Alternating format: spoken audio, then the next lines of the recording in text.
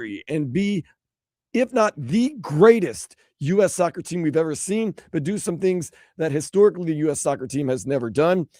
The Heat doing their part, getting Giannis Antetokounmpo and maybe more additions to come.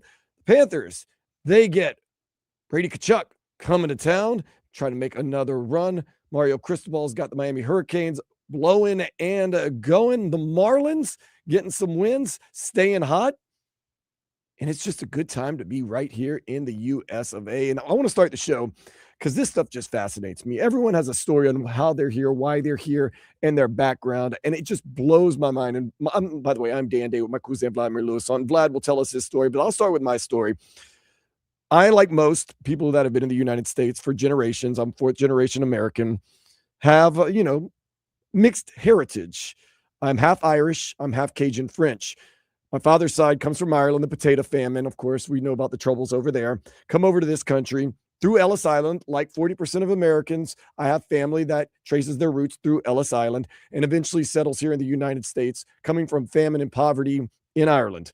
Of course, my Cajun side of the family, double exiles, very low class in France, did not bow down to the king, kicked out of the country, sent to Nova Scotia, Canada, didn't get along with anybody in Nova Scotia, Canada, so they got exiled to what was considered the worst part of the French Empire, which was the bayous and swamps of Louisiana. There they thrived, I'm not going to lie, getting off the boat. There's a couple of hundred. Now we're 1.5 million strong across the United States and the world.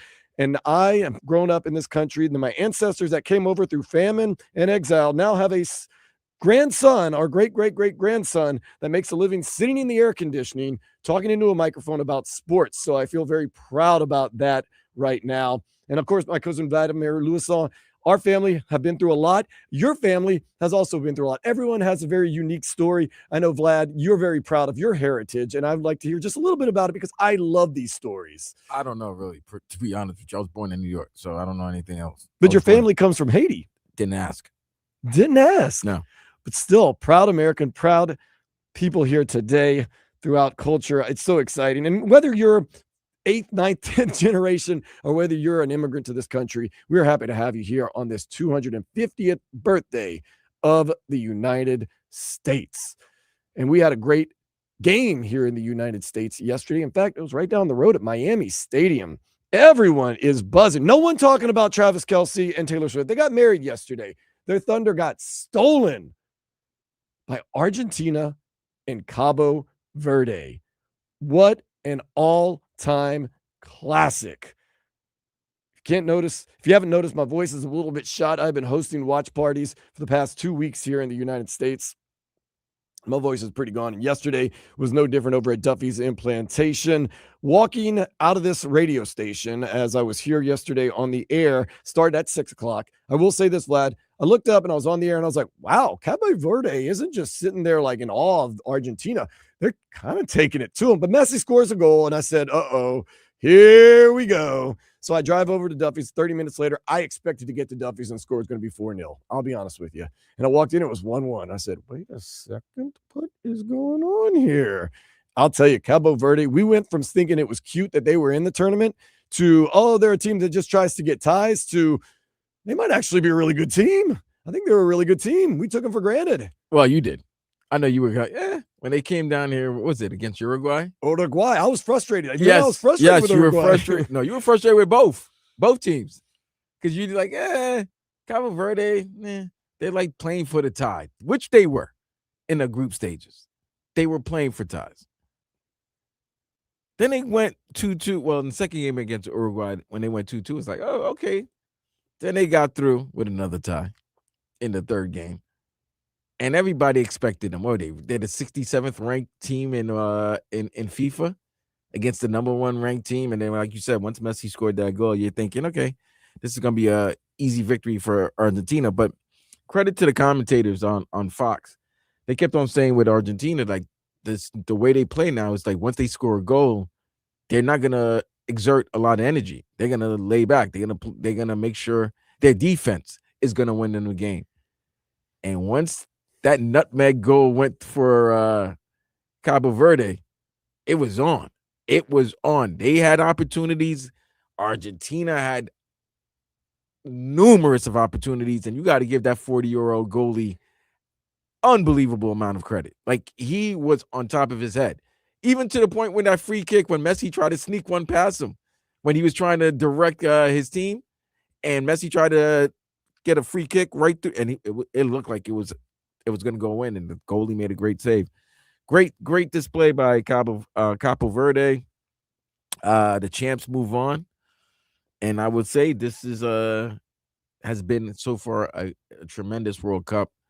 A lot of great action, a lot of suspense.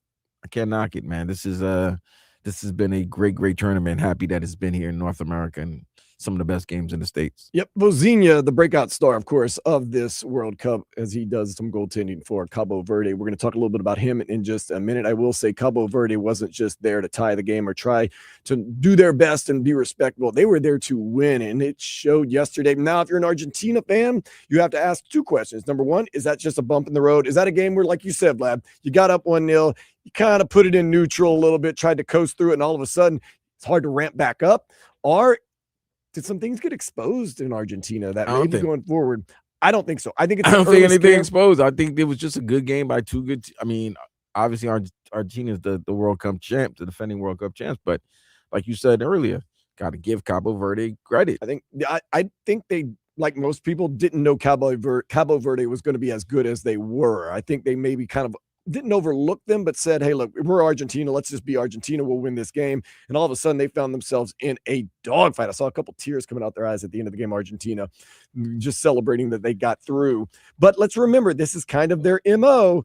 Last 4 years ago in the World Cup, they lost the very first game in group play to Saudi Arabia, and everybody's like, what's wrong with Argentina? Sometimes you need that early scare to kind of get you going. I don't expect Argentina to overlook anybody or to not play to the top of their ability the rest of this tournament. I think if you're an Argentinian fan, you'll be absolutely okay. But it does stress me out a little bit today as a French fan, as we were talking about my heritage a little bit. I was, like most Argentinians yesterday, going to come in and just kind of waltz into the game, celebrate, have some fun, be like, all right, we'll get our 3 goals. Mbappe is going to be out of his mind, Dembele and Rodriguez and all those guys. It's going to be fun. Now I'm a little bit nervous. I'm not going to lie, a little bit nervous, but the main thing I'm really worried about, and if I could have one win anywhere on the board, it would, of course, be the United States on Monday against Belgium. I was very proud of them against Bosnia-Herzegovina as they got an early goal, and then after Flo Balogun got a red card, controversial red card, which we will discuss, they played control ball. They got another goal, a man down, Tillman with an unbelievable free kick, and the USA moves on 2-0 against Bosnia-Herzegovina. Now on Monday at 8 o'clock has a chance to do something very historic for the United States, which is for the second time in their long history, at least recent history, in really kind of long history. And going back to 1930, they did make a semifinal in the very first World Cup, which was more of a smaller World Cup. This is a chance to beat a European side, a team that they've probably never really beaten in any meaningful games in Belgium. Very excited to see what all is going to go down there. But today, we got more action. Canada and Morocco right now playing to a scoreless draw in the 47th minute. Canada has not looked like world beaters, but nor has Morocco, although Morocco, one of the better teams in the world. Seems like whoever's going to be a little more gritty will win this game, and that game is over in Houston. And tonight games, France will be taking on Paraguay. Paraguay had a big win against Germany the other day on penalty kicks. Real quick, though, let's get to the headlines and let you know what's going on. Argentina did survive that Cape Verde team that is very, very good. 3-2 in extra time. Egypt defeated Australia on penalty kicks. Congratulations to Mohamed Salah. His whole life he has waited to get to a World Cup with Egypt, and now he is making the most of that moment as they will now face Argentina on Tuesday. Also, Colombia, got to give credit to Colombia. My dude Lex hitting me up talking about, man, his Colombian team. They looked good last night. Could have been better. I'm not going to say they weren't perfect. They won 1-0 over Ghana, but they definitely controlled that game. They had their chances. You'd like to see, if you're a Colombian fan, you'd like to see them convert a little more on some of those kicks. But for the most part, when you dominate a game and you get a positive result against a Ghana team that was very defensive minded, I don't even know if Ghana really got more than one shot on goal, and that one shot on goal, I'm being kind of generous. Nonetheless, you're Colombia. You have to feel like you're okay going into playing Switzerland next week. And of course, we know if they defeat Switzerland and Argentina defeats Egypt, it will be an epic matchup between those two teams that are very familiar with themselves and have played each other very closely over the years. today. Once again, it is Canada and Morocco right now playing to a 0-0 draw in the 49th minute. And then France takes on Paraguay at 5 o'clock. Once again, I was going to be a confident France fan, open it up and kind of sit back, relax, and say, oh, this is going to be fun. Now, I'm a little nervous. I'm not going to lie. France, though, on paper, and they have looked very good so far. Paper should win this game, but you never know with these knockout games. The U.S., of course, will face Belgium Monday, 8 o'clock in Seattle. I'm guessing it's going to be pandemonium in Seattle, one of the great sports towns and just one of the great cities here in the United States. Kyle Stowers homered twice as the Marlins powered past the A's 12-5. The Fish, who are now 9th in ESPN's MLB Power Rankings, they play the A's again tonight at 9:40. So that's a little 4th of July action for you. Nice little day right now. You get Canada, Morocco, take a little breather, maybe do some barbecuing, hang out with the family, celebrate the 250th birthday of America. And then you get ready for France, Paraguay. And then for the nightcap, you can listen right here on WQAM to the Marlins and the A's. So you got a nice little full day. I was a little upset. I was a little bummed, Vlad, when I saw that on a Saturday there weren't going to be a night soccer game. France was rushed up to 5 o'clock, but now kind of like that because I get a chance to keep an ear on the Marlins tonight. Excited about that. And the Marlins playing some good baseball, by the way. Dolphins, 3rd-round pick, receiver Caleb Douglas says the leader of the receivers room thus far. We got to go. Has been Malik Washington. Camp begins later this month. Got Morocco with a goal. All right. It looks like it's going to stand also. 50th minute, Morocco up 1-0 on Canada. Morocco's one of those weird teams, man. They're a really good team, but they don't dominate the way you would think they do, but then they just find ways to win and outplay other teams. So they beat the Netherlands the other night. That was a crazy game. Right, also. But they struggled against Haiti. Struggled against Haiti. Yeah. Look, man, there's no easy matchups in these tournaments, man. Oh, what a goal. We have seen some great goals from these teams. Nice little set piece for Morocco right there as they get that 1-0 lead. That thing is legal as anything. There is no offsides. These offsides are getting crazy. I don't know how you feel about it, Vlad. So especially if you watch the other day of the Portugal game, people were like, it's just ridiculous how much they call offsides. I'm like, well, are the guys offsides? I mean, they are offsides. So if they're offsides, why you can't be mad at the referee for calling offsides? Here's the other thing I don't get. Although Ronaldo had a pinky finger offsides. Oh, and they called it back. Yeah, they called it back. Oh, dude, they called it offsides on somebody's hair. Like it was like a follicle, like one follicle. That's what you have to understand in soccer. It's not about taking an advantage. A rule is a rule. You know what it is? Soccer don't have lines like hockey does. Right. So there's not this definitive where you could be like, oh, he was, the puck, he got to the blue line before the puck. There is no, like you said, line like that. You could say the line is basically whatever the ref says. It's the old excuse. They moved the line on me. They moved the line. It's like, the line is, yes, it moves. So interesting. Malachi Toney, Mark Fletcher Jr., Ahmad Moten, and Cooper Barkate have been named to the Athlon Sports preseason All-American list. So excited about that. Heat beat the Spurs last night. Did you hear about that, Vlad? The Heat beat the Spurs. Yes, in Summer League. 88-87, California Classic Summer League. If you're looking for gleaning some hope, rookie Ryan Conwell had 21 points. Miami takes on the Lakers in Summer League tomorrow at 4:30. Get this. You want to get excited about Inter Miami? We're not talking Casemiro. We're not talking about Rodrigo de Paul. We're not even talking about Messi. There are now rumors that the Herons are interested in Cabo Verde keeper Vozinha. 40-year-old is currently playing for Chaves in Portugal and could join the team this summer. Vlad, jumping on, man. Inter Miami says, if we like you, maybe Messi saw something he liked, and he said, all right, man, let's get Vozinha over here. Really, that quick? That quick? There's already rumors. Really, that quick? Relax, guys. Rumors this summer. Speaking of goalkeeper, Sergei Bobrovsky thought he and the Panthers could work out a deal, but instead, he will now say he's excited to play in the capital, quote unquote, of hockey with the Toronto Maple Leafs. He also said thank you to the players, the fans, and the organization. Wimbledon continues today. All the top-seeded women lost. Iga Swiatek. Oh, well, Arina Sabalenka's still in there. But wait, all the top seeds lost? Pretty much. No, Madison. Well, Madison's not a top seed. She's not a top seed. So wait, that means Coco's gone? No, Coco won yesterday. So who got eliminated? Talking about today. Rabanika.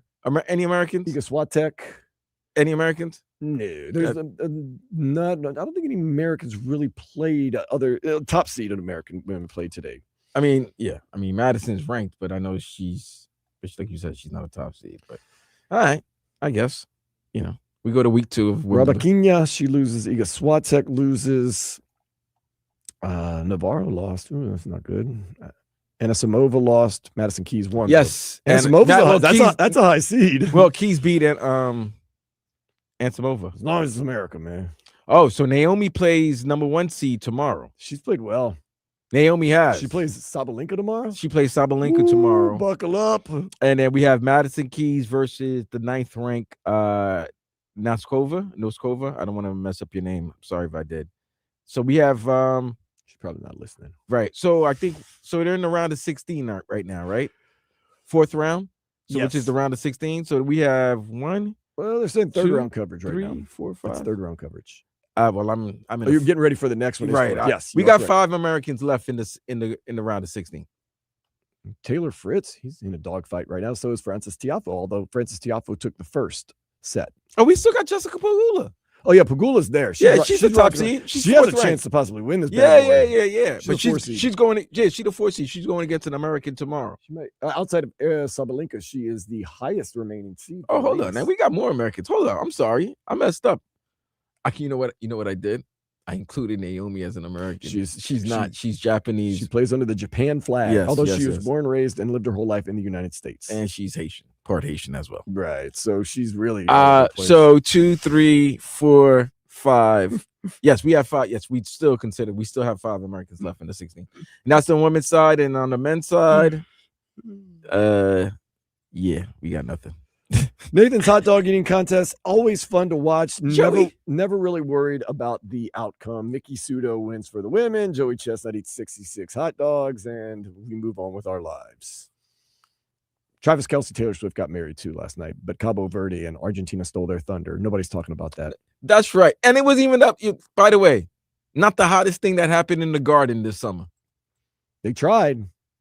They got to feel, I mean, like, look, first of all, I'm sure they're very happy. Dan, I'm not going to, Cousin, it was a wedding that everybody knew about, but nobody really that's what I'm saying. It wasn't really talked about as much as. I'm sure Travis Kelce and Taylor Swift are elated to be married, but you know how they are. They wanted the attention. They're kind of like, wait. They guys. There was no, dude, I'm thinking I'm going to see news, just your first segment of your newscast is going to be, what's her name? I forgot the girl's name already. Taylor and Travis got married, right? Got Taylor Swift. I forgot her name. We'll do that to her. And I thought it would. I mean, it's at the Garden. You could have gotten married anywhere, anywhere in the world, but you decided the Garden. The Garden, the world's most famous arena. You were expecting a lot. You're expecting a lot, and guess what? Not much talked. I want to say, I maybe not, but I mean, they're both very public figures. They're both very much about being in the spotlight. You don't get married at Madison Square Garden without expecting a lot of people to have eyes on you. But guess what? Maybe you don't get married July 3rd on a weekend, 4th of July weekend. Well, a lot of people were theorizing that this was like a smokescreen for something that they really wanted to do, and they were just gonna, it was gonna be a publicity stunt. But no, it was a real marriage. No, it was a real marriage because, from what I understand, as we get our TMZ gossip segment going, that white party, the white party that Michael Rubin throws. Apparently, it was thrown earlier so that people would not have to pick between, because he usually does it 4th of July weekend. But because Travis and Taylor were getting married, he didn't want people to choose, so he had it a week earlier. Ooh. Okay. Well, yeah, not much ado about, the much wedding. Ado about nothing. But like you said, something, more people were watching the World Cup. We're talking about the World Cup. I mean, we're talking about a lot of things. World Cup, 250th anniversary, our birthday of this country, and all that stuff. It just kind of went by the wayside, which they probably, I'm being honest, I don't think they wanted that. I think they wanted the show. I mean, the couple that climbed the Empire State Building got more publicity than the wedding. Saw that couple that climbed the Empire State Building and the flag and said, "Love handle." That's a good way to get arrested and go to jail. Dumb. Very dumb. Very, very dumb. And you know what? I don't think people are celebrating them. They're like, that's stupid. And they've done that before. It's stunts. But congratulations to Travis Kelce and Taylor So Swift. she going to take his name? No. She going to be Taylor's Kelce? No way. He might take her name. I mean, shoot, I would. Why not? She's man? a Billy. Why not? Speaking of why not, let's go ahead and take a step into the day spa. Some grocery stores in South Korea have turned to robots to help stock their shelves and self-serve counters to eliminate having to pay people. You better not skimp on that loss prevention. Just imagine you go to a grocery store, no human beings working there. It's all self-checkout and robots stocking the shelves. I'm getting some free marshmallows out of it. That's all I'm saying. That's all I'm saying about the whole situation. Speaking of the situation, we got ourselves a situation here in South Florida. We talked last week about what's going to happen with LeBron James. Is there any way he could actually leave the Lakers? Well, he's definitely leaving the Lakers, but where will he land? We will discuss that next here on 104.3 FM WQAM.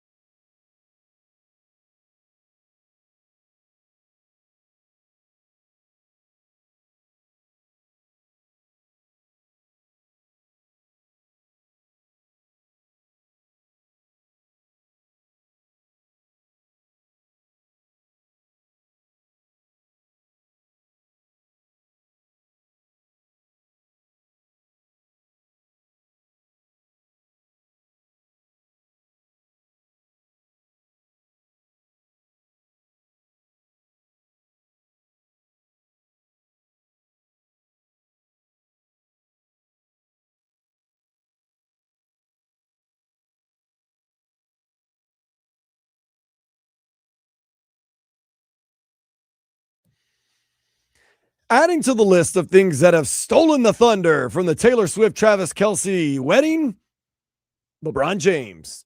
LeBron James has dominated the news this past week, telling the LA Lakers he will not be returning to them, not buying into them. He is going to find a new home. So the second LeBron James tells the Lakers he gone, his agent, Rich Paul. Before he told the Lakers he was gone, he was a good father. He got his son, Bronny James, guaranteed contract. And then he was like, I'm out. Good job. Lakers are like, wait, no takebacks? Oh, okay. We got a good guard in Bronny James, though. Maybe we can trade him. We'll figure something out. Now, good agent, Rich Paul. That's what good agents do. Their clients make some noise. They send out weather balloons behind the scenes, but they also jump up on the podium. Rich Paul decided to jump out there, start talking about LeBron James' future, and he used visual aids. He broke out the whiteboard. You know, you got to have the whiteboard out there. You can't have a blackboard anymore because too much chalk, too much residue. You break out the whiteboard and he starts explaining where LeBron might go and the positives of going wherever he might go. So, of course, what we're worried about is why he might come to the Miami Heat, and Rich Paul explained why. You go down south. Mitchell, Wiggins, Giannis, bam. Whew. Plus Pat, plus Spo. First of all, at LeBron's age, the funny thing is he can still play defense here and there. Yeah, But when it matters. when it matters, high leverage. Yes. But at 42, he does not have the energy to be carrying the offensive load he carries. And I don't just mean scoring, right? And playing defense on every possession like it's 2012 in Miami, right? What he needs is a guy like Bam on his team, a guy like Giannis on his team, a guy like Wiggins who can defend the perimeter. Off night, same thing. It's kind of defensively, it's perfect for him. And then LeBron can shoot from his spots. They need some shooting on that team. Man, it seems like a smooth fit for LeBron James right here with the Miami Heat, an organization he knows, a culture that he respects, a great defensive team with a lot of size, and seems like it's a good fit. He's not in a too guard heavy, not in a too forward heavy situation. Kind of be the ball handler, pick his spots. Does that have you believing a little bit more that LeBron James might take his talents back to South Beach? Maybe. No. So there's some other teams in the mix. No, there's not some other teams. There's a lot of other teams. There's not a lot of other teams in the mix. There's 9 other teams. No. There's 9 other teams. Did you look at the board? Yeah, no, the board. Okay. What? No, you can't mention the board and then go tell me the board now. Well, I can go to Rich Paul, who made the comment. LeBron eyeing the Heat, the Cavs, the 76ers, and a few others. So what's a few others? More teams. Okay, well, the guys on ESPN kind of started breaking it down. They explained at least some of the realistic teams that LeBron James could go to. Like who? Like the guys that the ESPN guys said that they were going to go to. Okay. Star here with the asterisk. He wants to play with Maxey. He likes Maxey. He's one of his favorite guys. He actually put Garland in the same boat as Maxey, which is really intriguing here. Philadelphia would have not been here a few days ago. They're here because that Jaylen Brown, they made that move. Murray, Jokic, that's interesting. They said he would have been a Knick. Would have been a Knick if they did not win the championship, but I'm sure New York fans are okay with this. This is LeBron chart. This is what we got so far. Perk, what you got? Well, so let me remind the world that Darius Garland and Tyrese Maxey are represented by Rich Paul. Okay, let's get that out the way. They're represented by Clutch Sports. Okay, if right now, I believe that the Philadelphia 76ers are most likely in the league. Like that's not what LeBron James I don't think that's his first option of where he wants to go. But the move that they made, getting Jaylen Brown, they're more championship ready. The one thing that we all know about LeBron James is that he loves to have dogs, pit bulls around him. And when you look at the Cavs roster and what they displayed this past offseason in the conference finals, the way that they folded, like clean sheets, LeBron James is actually waiting on the Cavs to make a move.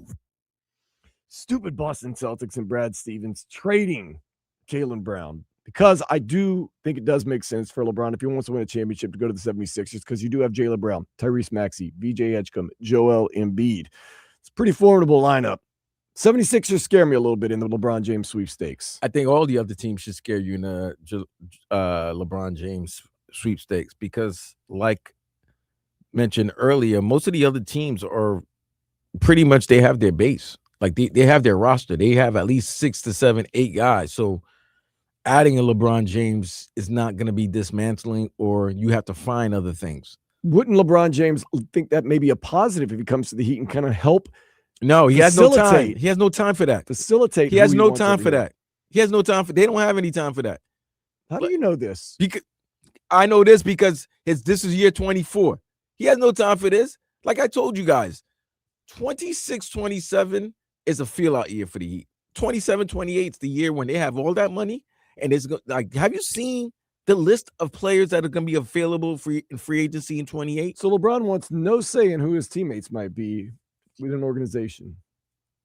No, I don't think he's going to want to go to a situation where that's already established, and he's not going to be the guy. He's not the guy here. He's not the guy here. He's not the guy here. He's not the guy in Cleveland. And he's not going to be the guy in Philadelphia. He's not going to be the guy anywhere that he goes to. So that's what I'm saying. He's not going to be the guy. Now he doesn't want, but he also doesn't want to be the fault. He doesn't want to be the reason for things messing up. You understand? Now, because of that, I would give Miami a slight edge because they're trying to put a team together so he can get away with the first year, maybe. But at year 24 and what his expectations are, he doesn't get a chance to get like a freshman year. He doesn't get that, especially towards the latter stages of his career. You look at Cleveland's established. They got at least 7, 8. You look at Philadelphia, they got an established 7, 8. Golden State, the only thing you're going to stay in Golden State is that you're not far from California, you're not far from home in LA, great golf courses, and you get to play with your friends. That's it. I would think the friends part is the main part. Right, but you get to play with your friends. It's a great show. And you're still in California. I mean, he's LeBron James. But you're still in California. Yeah, but I mean, we make it like we're in the Model T ages where it takes half a week to get across the country. He catches on a jet. And but guess what? But there's also your body, and you're old, and you like to less time in the air. It preserves your body. So a 30-minute flight or 45-minute flight from San Francisco to LA is better than a 5.5-hour flight from Miami to LA, or from Philadelphia to LA, or from Cleveland to LA. That's what I'm saying. Yeah, I'm just not a believer in with modern travel of all the stuff. And we ask athletes sometimes. It's not about the modern it's not about the travel. It's about the amount of time in that travel. I'd rather 30 minutes than 5.5 hours. So you'd rather play with an inferior team because you're closer to home. That's what you're saying if you're LeBron James. I mean, I know it's a great story. I know it's cool. It's fun. There's no way he's getting out of the West with the Golden State Warriors the way they're constructed now. I don't think so. I don't know what he's thinking. So the San Antonio Spurs have already said that they are not in the LeBron James sweepstakes. What does that mean? That means they said it. I don't know if they're not. No. The New York Knicks are pretty much out. They won the championship. I don't know if they're out. I don't think they wanted to, but from what Rich Paul was saying, they've had conversation. See, Rich Paul's playing a good game, man. He's playing a great agent game. Going to the Knicks and saying, unless Jalen Brunson calls, so it's like telling a lot of the teams, hey, I'll come to your team if your superstar or the face of your franchise is cool with it. So that's why he's talking very highly about Maxey. 76 is a real. Right? He's talking very highly about Maxey. Who else has he talked very highly about? Mind you, he didn't talk highly about Spider or the Beard. That's weird, yeah. But he talked very highly about the assistant coach of the Cavaliers, which was one of his high school teammates and like literally a brother of his, Brandon Weems. So that's where, man, we're going to have this. And here's the other thing. I heard another crazy one. I got Bill Simmons. What if LeBron doesn't sign with anybody and waits and looks at the landscape of the NBA and decides around January, February 27, this is the team I'm going to sign with? You know he's going to keep in tremendous shape. Yeah. You know he's going to. So if you're going to be going to a vet minimum, you don't got to go through the trials and tribulations rigors. Yes. Thank you. The rigors of training camp in the first couple of months. You could go in January, February, right before All-Star break or right after All-Star break, and then, And That then- wouldn't be. That's not a bad plan. It's not a good plan. Because if you don't win a championship, you're the reason why this team didn't win the championship. You're That's the thing. You're the You're quote the unquote reason. GOAT. You're the reason they win or the reason they lose. And if you lose, whoo.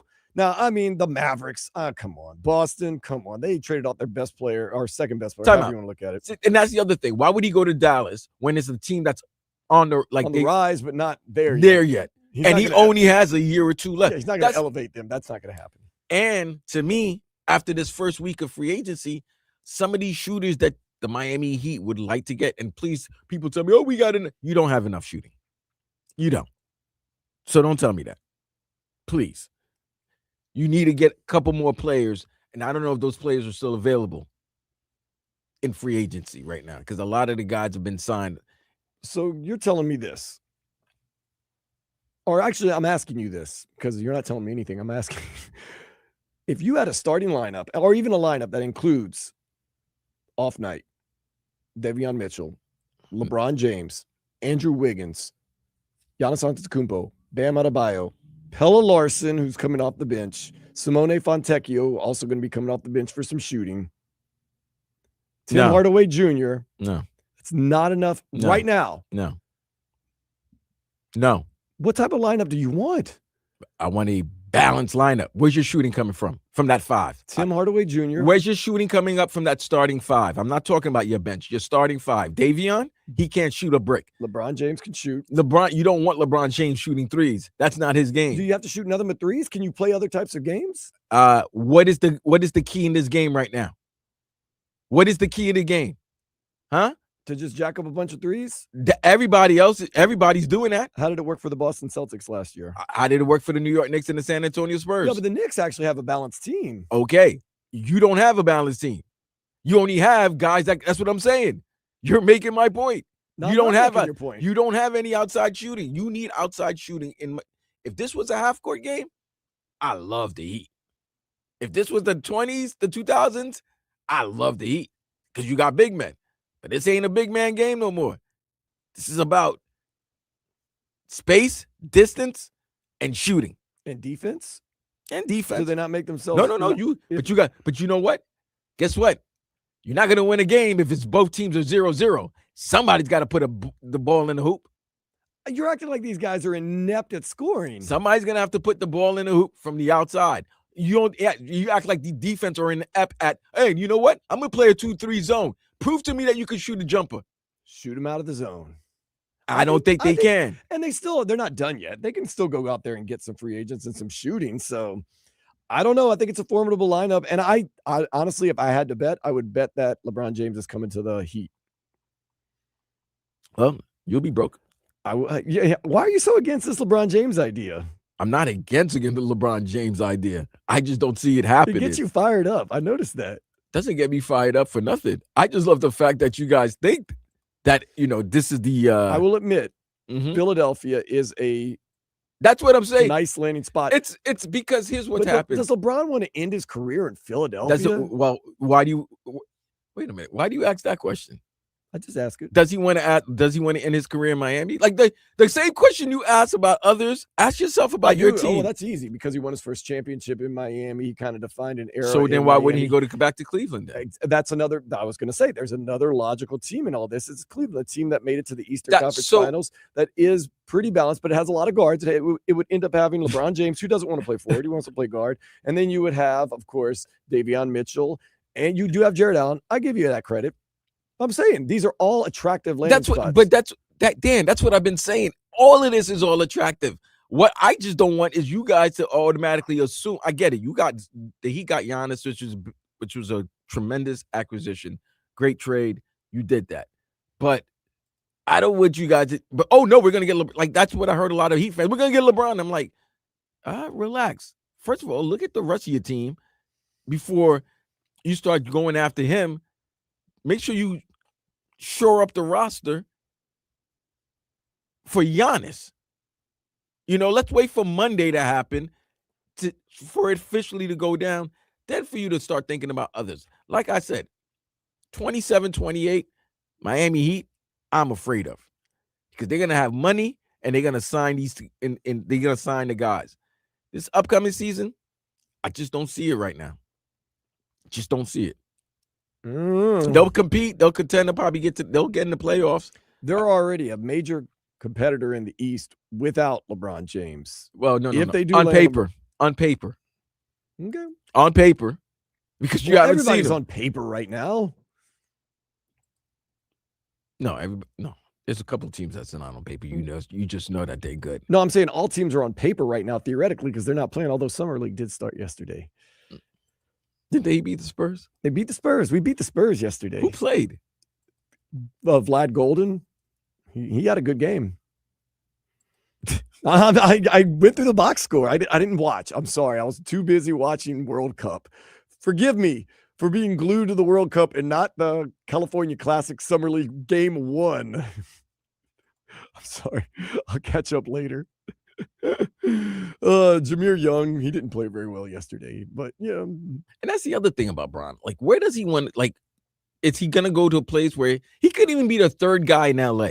He didn't want to be the third guy in LA. Yeah, that's true. Austin Reeves. You right? What are you gonna be down here? It's still He'll be number 3. But that's kind of the role he's taking in as a 42. if you didn't want to be number 3 in the city that you're playing from in LA, where all your business, like, what do you want then? Well, also, there's a difference between being a number 3 to Luka Doncic and Austin Reeves than to Bam Adebayo and Giannis Antetokounmpo, who play on both sides of the court. I think that's the problem. I don't want to be a number 3 with 2 guys that only give it on one. That only give effort on one side of the court. That's because you only give effort on one side of the court. He can play in spots. His manager even said that. I always thought LeBron was decent on defense. Not after his second stint in Cleveland. When he went back to Cleveland, when was it? 2017? You know what makes you a better defender? What? Giannis Antetokounmpo and Bam Adebayo. Oh my a lot of your God. mistakes get wiped away. I'm just saying. Mm-mm. Davion Mitchell, they Mm-mm. call him off night for a reason, not just because he can't shoot. I wanted to beat you to the punch on that one. Not just because sometimes he doesn't know how I to. hate you, man. I hate you. I I love you and I I hate had you to at the see same the time. jump shot. You beat me to my punch, man. Gosh. I walked myself into that one. But I believe, and I believe for various reasons. Number one, it makes sense. Number two, I let's don't just say see if it makes let's sense. just say I have an inkling. Let's put it that way. Inklings. I've learned to trust my intuitions more lately. Man, please. Don't trust Rich Paul, though, whatever he says. Oh, One thing I could guarantee about Rich Paul, he's trying to make as much money as possible. He's going to try to make as much money as he can. That's what And agents are supposed to do. And yeah. And that's the other thing. He's going to find guys. Look at the teams with the most clutch clients.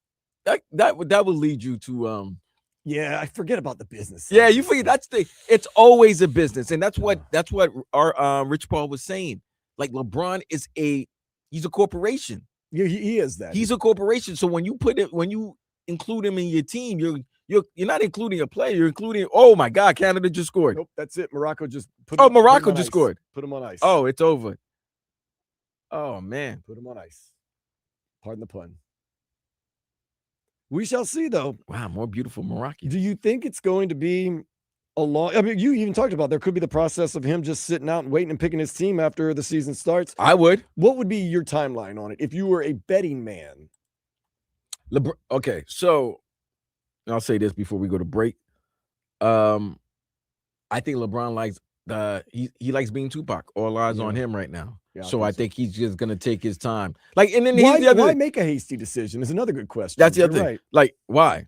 Why do you have to hurry up and But- well, because they might want to fill out the roster. And also, you want to see how many other teams are gonna jump, because he's giving you. It's like he's giving you bullet points for what he would love to come to.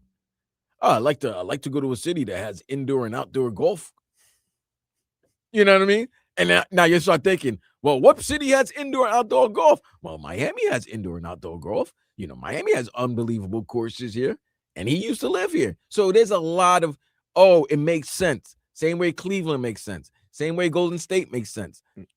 Philly, I don't know, but Philly just looks like you're just jumping on the bandwagon right now.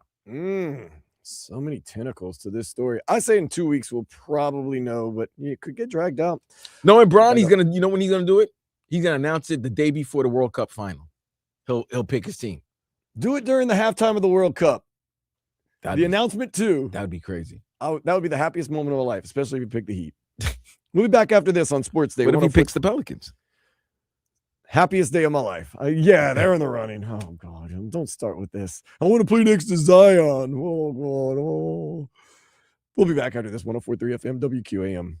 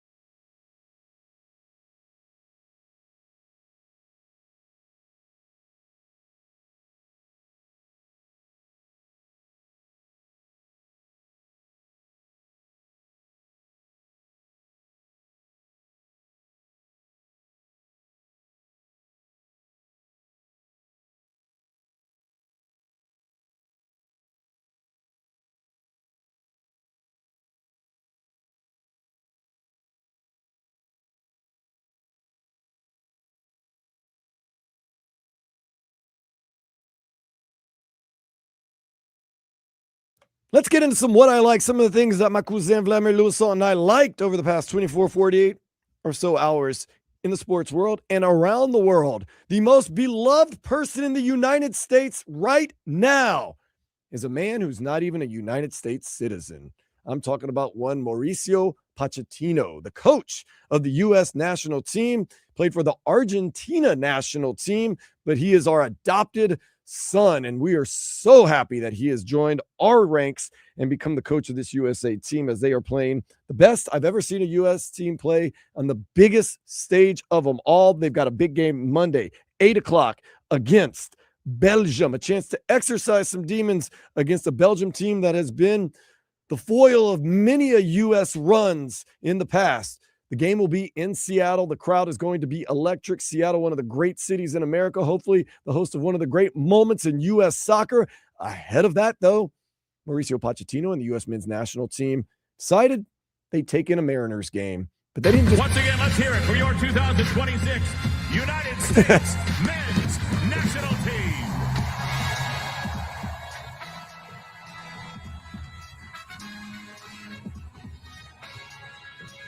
Here to catch the pitch, number 6, Dan Wilson.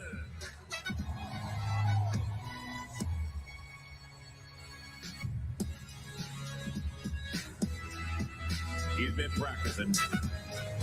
Oh, look at that.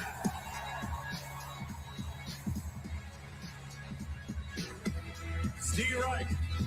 So Pochettino throws out the first pitch at the Mariners game. The whole team's on the field, by the way. It was a kind of a lazy curveball, but you know what? Better than Malik Willis. I'll give you credit. I'll give him credit for that.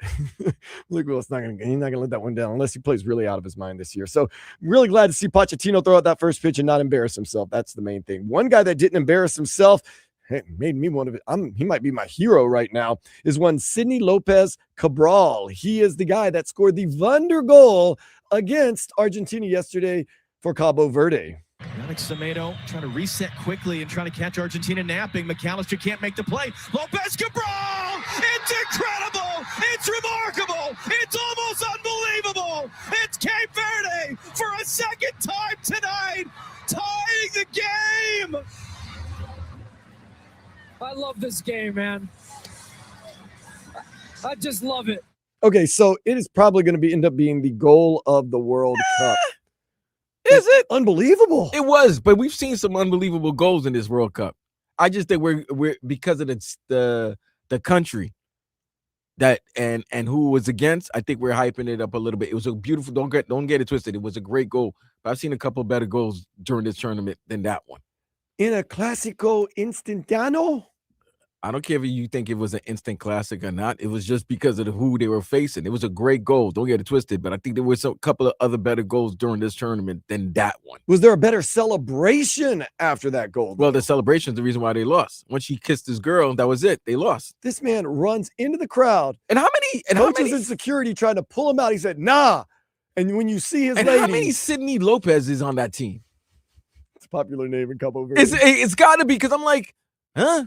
Wasn't the defender that almost got the handball? Wasn't his name Sidney Lopez? Mm-hmm. And then the guy that scored name is Sidney Lopez Cabral. He runs into the crowd, and if you see his lady, you know why he ran into the crowd. Have you seen the ladies of Cabo Verde? Some of them I've seen. You've been telling me. I haven't overall been impressed. Yesterday, I was very impressed. I don't know. I mean, maybe the ugly ones got some money, but the beautiful ones. And then, of course, I'm going to Hyannisport. I'm going to Massachusetts. Of course, you know, the Argentina fans at Duffy's are like, they should give him a yellow card. That's delay of game. I was like, number one. Let me ask you this. How tight were their asses? They were cussing, screaming, just infuriated, scared. No, the Argentina fans at the stadium alone ran the gamut of emotions of like, yo, let's get loaded and go enjoy this game. Messi scores. The party is on. But yeah, it was a big party going on after Messi scored. Cabo Verde scores. That's cute, but you know, we're gonna win this game. They score another goal. Oh, we're okay. Cabo Verde scored that, and this is a tournament soccer when you have a great kick and goal. They score that cracker, and all of a sudden you see the Argentina fans going, wait, we didn't sign up for this. And you can see the faces of the players like, wait, whoa. And Messi even looked human at times. When he got free kicks, you were like, oh, this is where Messi converts. Nope. They were on target. The goalie was just made some hell of a save, Yeah, man. Vizino, great. And I think that's the commentators made it. I think Cabo Verde played them even or just as good as they did, except for one critical portions of the game, and that's set pieces.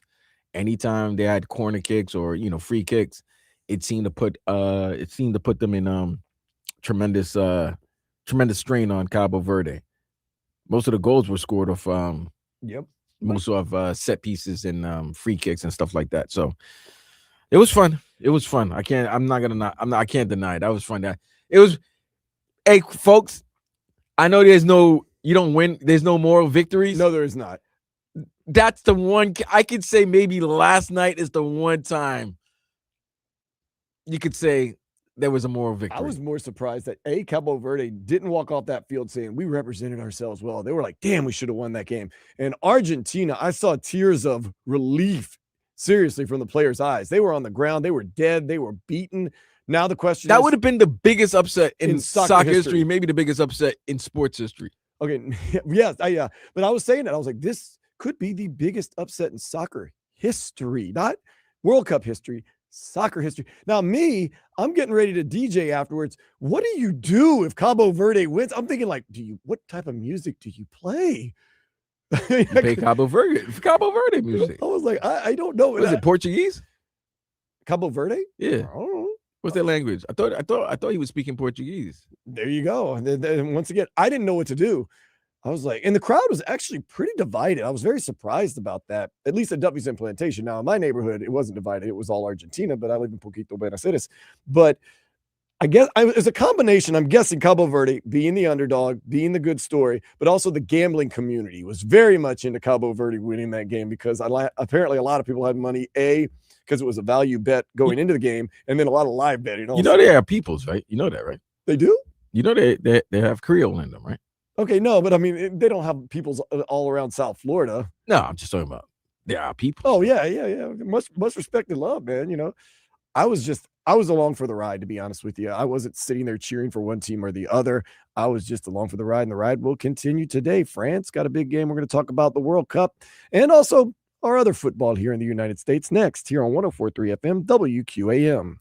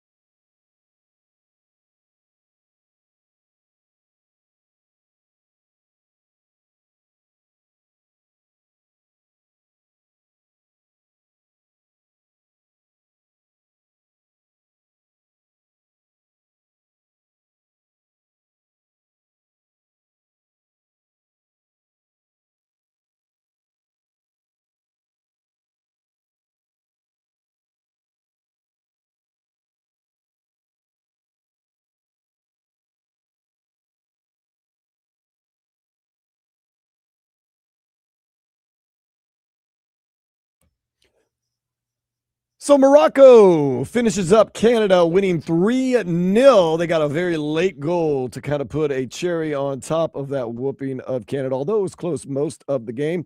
Morocco will get the winner of Paraguay-France later on today. And I will tell you this, if France does what they need to do against Paraguay, that could be a very interesting matchup against France and Morocco for a lot of reasons, Vlad, and we all know why. Two very highly ranked FIFA teams, two very good teams, two very clutch teams.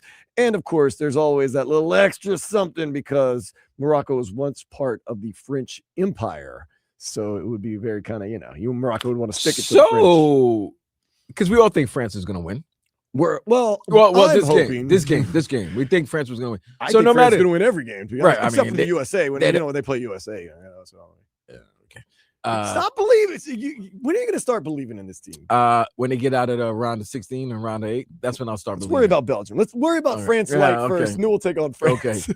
So no matter what, France was going to go against an op in either way if they moved on. They were either going to go against Canada or they were going to go against Morocco. Parts of their former empire. Yeah, they were going to go against their op. Also, parts of countries they try to take their best players from. But this is why I'm not going to hold you. This is why I wanted Germany to win. I really wanted to see France versus Germany in this round of 16. What a great rival! Speaking of geographical matchups, you get Portugal and Spain. See, this is the part of the World Cup that I love when I know countries that got beef with each other, historical beef and geographic beef. They got to face each other in the sport that they both love. And they downplay the whole, geographical kind of hating each other. But it's true. It's true. You can't deny it. And like I say, Morocco can just say, it's two teams that want to face it. There's a little bit of there, a little something in there right there. A little something. Like if the United States plays England, there's a little something in there. I get excited about that. But Morocco, once again, proving to be one of the better teams in the world as they continued their march in defeating Canada. And they will face the winner of the Paraguay-France game, which is happening at 5 o'clock today. Will Paraguay have the defense to slow down what seems to be a juggernaut of a team that can easily score 3 goals in every single game they play? And when I say 3 goals, that's a heavy 3, Vlad, because they might only get 3 goals, but Mbappe goes off the crossbar like twice. Dembele goes, mishits once or twice. A couple of good saves in there. So should be fun, though. But look, no one saw what was going to happen yesterday. I thought Argentina was going to, like I told Solana on our Summer of Soccer WQAMFC show, I thought when the Argentina national anthem was played, I thought it was a requiem for Cabo Verde, and it was not. Cabo Verde played extremely well. And just a couple of housekeeping notes. Cabo Verde, a country of 530,000 people off the coast of Africa in the Atlantic They say they're Ocean. the size of Rhode Island, bro. Well, to give you also maybe bread box, the city of Miami proper, we're talking about just the corporate limits, 499,943,000. So city of Miami, just the corporate limits, 500,000. Cabo Verde, 530,000. So just 30,000 more. Of course, the city of Miami, 6.9 officially, and we know that it's probably larger than that. The Miami-Dade, Broward metro area. Cabo Verde. And by the way, it is a Portuguese Creole from the West Indian culture. That's from my time, my side. From your side, yeah. Speaking of today, happy birthday to the United States. I will be celebrating as most You're an people old will. 250 years old, man. 250 years old, never looking better. I ain't gonna lie. I'm gonna walk around. And I said this yesterday, and I mean this from the bottom of my heart, whether you're, like myself, a 4th generation United States citizen or whatever you want to call it, or whether you're an immigrant that lives in this country, you are part of this country. You are part of this country, no matter what you're standing or whatnot. So please enjoy. We're not perfect, but please enjoy this country. And you are part of our family. We are all Americans here in the United States. So the land of opportunity, and hopefully we'll be celebrating Monday night because I need this win from the United States team against Belgium, Vlad. I don't know about you. I need it. We're going to have Daniel Solano on tomorrow, by the way. Yeah, he's got a lot of explaining to do. He's out of exile. Well, Uruguay lost. They were the second worst team in all the World Cup behind Panama, who didn't score a goal. He got some explaining to do. But, we had him. We sent him into exile for a little bit. But now he's back. Temperatures, cooled down a little bit. Uruguay, although Uruguay's lost to Cabo Verde, not as bad as we thought initially. Or I'm sorry, it wasn't a loss; it was a tie. Not as bad as we initially thought. So I was frustrated with both teams in that game. I thought, oh, how bad could these two teams be? How Oh, they were wrong bad. could I have been? They were I was bad. right about Uruguay. They were bad. It was bad. It was bad. They were bad. Yesterday was an instant classic, by the way. Colombia took care of business. I, to this moment, will tell you this. I think Colombia plays the best team ball in this tournament, meaning that they don't rely on one thing or another. They play very much as a unit, which could be very good. We'll see. We'll see. And once again, what the other thing people don't understand about, like, how can Cabo Verde keep up with Argentina? It's about matchups and styles. Sometimes you catch the wrong matchup and the wrong style, and it'll bite you. Look at Paraguay. Paraguay has been a good team in this tournament. They caught the wrong matchup and style against the USA, and the USA drubbed them into the ground. I can't. I just like taking. We don't get a lot of opportunities as the United States to flex, so it feels good sometimes. It feels good, man. Act like you've been there before. I know. I don't know. What a great tournament. Let's just put it that way. That's what I've been told. Argentina did survive Cabo Verde 3-2 in extra time yesterday. Whew! Those Argentinian fans went in very confident. They came in like a lion. They left like a lamb. I'll tell you that much, man. Whew. But you know what? Survive in advance. That's all that's about. Egypt, kudos to them. They defeated Australia in penalty kicks. So Mohamed Salah, his probably only time ever going to the World Cup, has so far been a good one, memorable. And Colombia defeated Ghana 1-0. Colombia looked very good yesterday, although they did not capitalize on a lot of opportunities. I thought Ghana got one shot on goal. I mean, maybe officially 0 shots on goal. I just remember Colombia just having target practice on the Ghana. He was pretty good though. He was, but they could have put on many goals. They tried and they just didn't convert. But yeah, so our Colombianas and Colombianos, congratulations. On to the next round. Speaking of on to the next round, Canada not advancing. Morocco will move on. They will play the winner of the France-Paraguay game today at 5 o'clock. Two very different styles. The French, they're good all over the board. Paraguay, more of a defensive team. We'll see what happens. Of course, the U.S. faces Belgium Monday, 8 o'clock in Seattle. Last time we were in Seattle, that pretty good result. 2-0 win over Australia. Speaking of teams doing well out on the West Coast, Kyle Stowers and the Marlins got a win yesterday, 12-5. They defeated the A's. Kyle Stowers hit 2 home runs. The Fish are now 9th in ESPN's Major League Baseball power rankings. They play the A's again tonight at 9:40. Little late night 4th of July baseball. A little something to get you through. Dolphins third-round pick receiver Caleb Douglas says the leader of the receivers room thus far, Malik Washington. Camp begins later this month. Heat beat the Spurs 88-87 in the California Classic Summer League. Rookie Ryan Conwell, he signed his contract about a week ago, Vlad, had 21 points last night. They take on the Lakers tomorrow at 4:30. Do you ever watch these Summer League games? No. Just kidding. No, you're right. No, you're right to say no. Every year I get so stoked up and I'm like, you know what? I'm going to watch Summer League. I want to see what Ryan Conwell does. I want to see what Vlad Golden does. I want to see what Jameer Young does.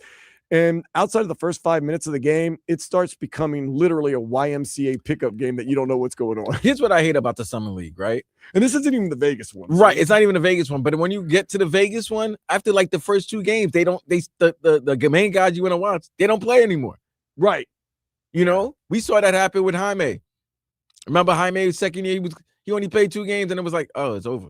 That's it? What was the point of him going there in the first place? Shut him down. So, I don't know. I mean, you still want to watch basketball and get some type of NBA action or close to NBA action. I guess you would, Once again, you watch Summer League. I've had nothing to watch, and I was with one of my best friends one time. I was like, dude, we got to watch this Summer League. I want to see how these Pelicans players do. And he and I did not make it out of the first quarter. I was like, dude. Wow, that's bad, man. And it starts becoming a YMCA pickup game with a bunch of guys you've never seen in your life after a while. But, onward and upward with the Heat. Let's go. Everyone talking about Cabo Verde goalkeeper Vozinha. Of course, he plays with Chaves in Portugal. Okay. But his contract will be up this summer. So, of course, Messi probably liked what he saw yesterday, and Inter Miami said to be just taking a look. Of course, Inter Miami returns July 22nd against the Chicago Fire, who could have Lewandowski on the team at that point. Because Lewandowski coming over to the Chicago Fire. So, okay. Little star power on that night. We might have to go on out there. I was talking to some Vice City 1896 supporters yesterday. They said, come on back. Let's do this. Sergei Bobrovsky's not coming back to South Florida, at least not as a Panther. Bye, Bob. He is going to play in what he calls the capital of hockey, Toronto Maple Leafs. You got to win championships to be more capital. That's okay. I like to know what happened, man. Very strange story. We're going to talk about this later in the show. Because the math doesn't math up, right?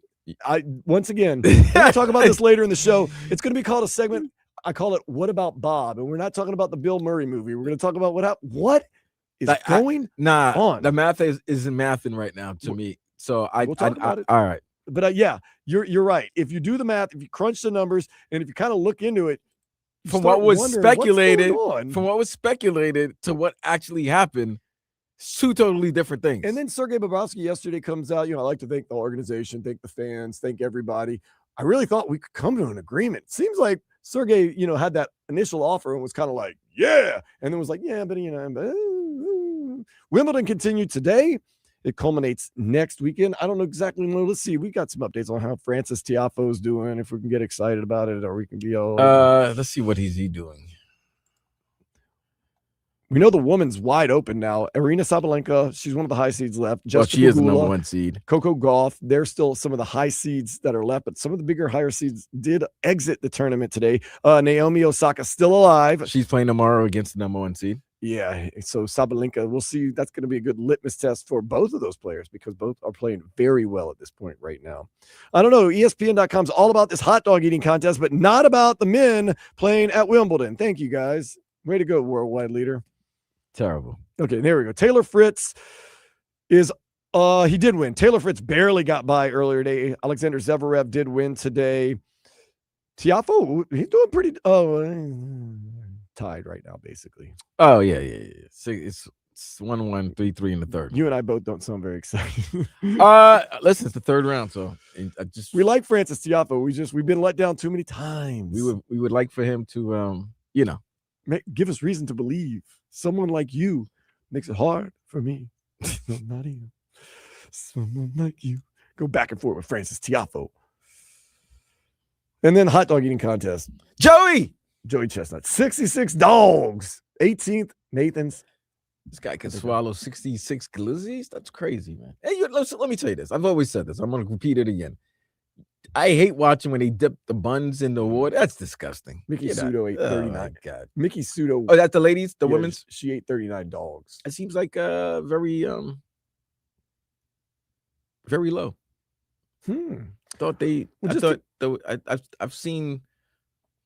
I've seen some female competitors swallow more hot dogs. Are we living in the era of watching the greatest of all time when it comes to the Nathan's hot dog eting contest? I mean, in the era. We've been in the era. Mickey Sudo has won her 12th title. And Joey Chestnut's won what? 18th. Yeah. What was my guy from Japan? Yeah. Kobayashi. He totally destroyed Kobayashi. But he broke the rules, man. But Kobayashi broke the rules. What did he do? He smoked something that no, he can't. I would smoke right before. Is that a performance enhancing drug? I think it would be. You get the munchies.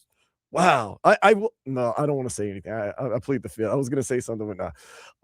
Kobayashi, for some reason, broke the rules of the Nathan's hot dog eating contest or the national, whatever federation that is. So they kicked him out.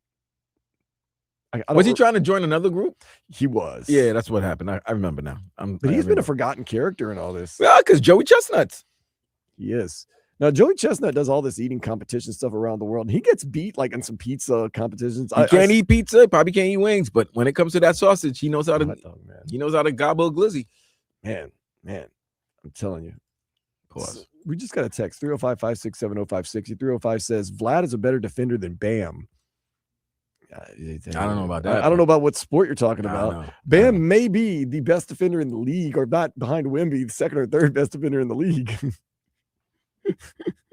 Must be talking about something else. I don't know. That's tough. It's a tough call. I kind of got lost where I was at right now. Oh yeah, Travis and Kelsey and Taylor Swift got married yesterday. Madison Square Garden. Yay! That's the thing. Like, how quick is that honeymoon?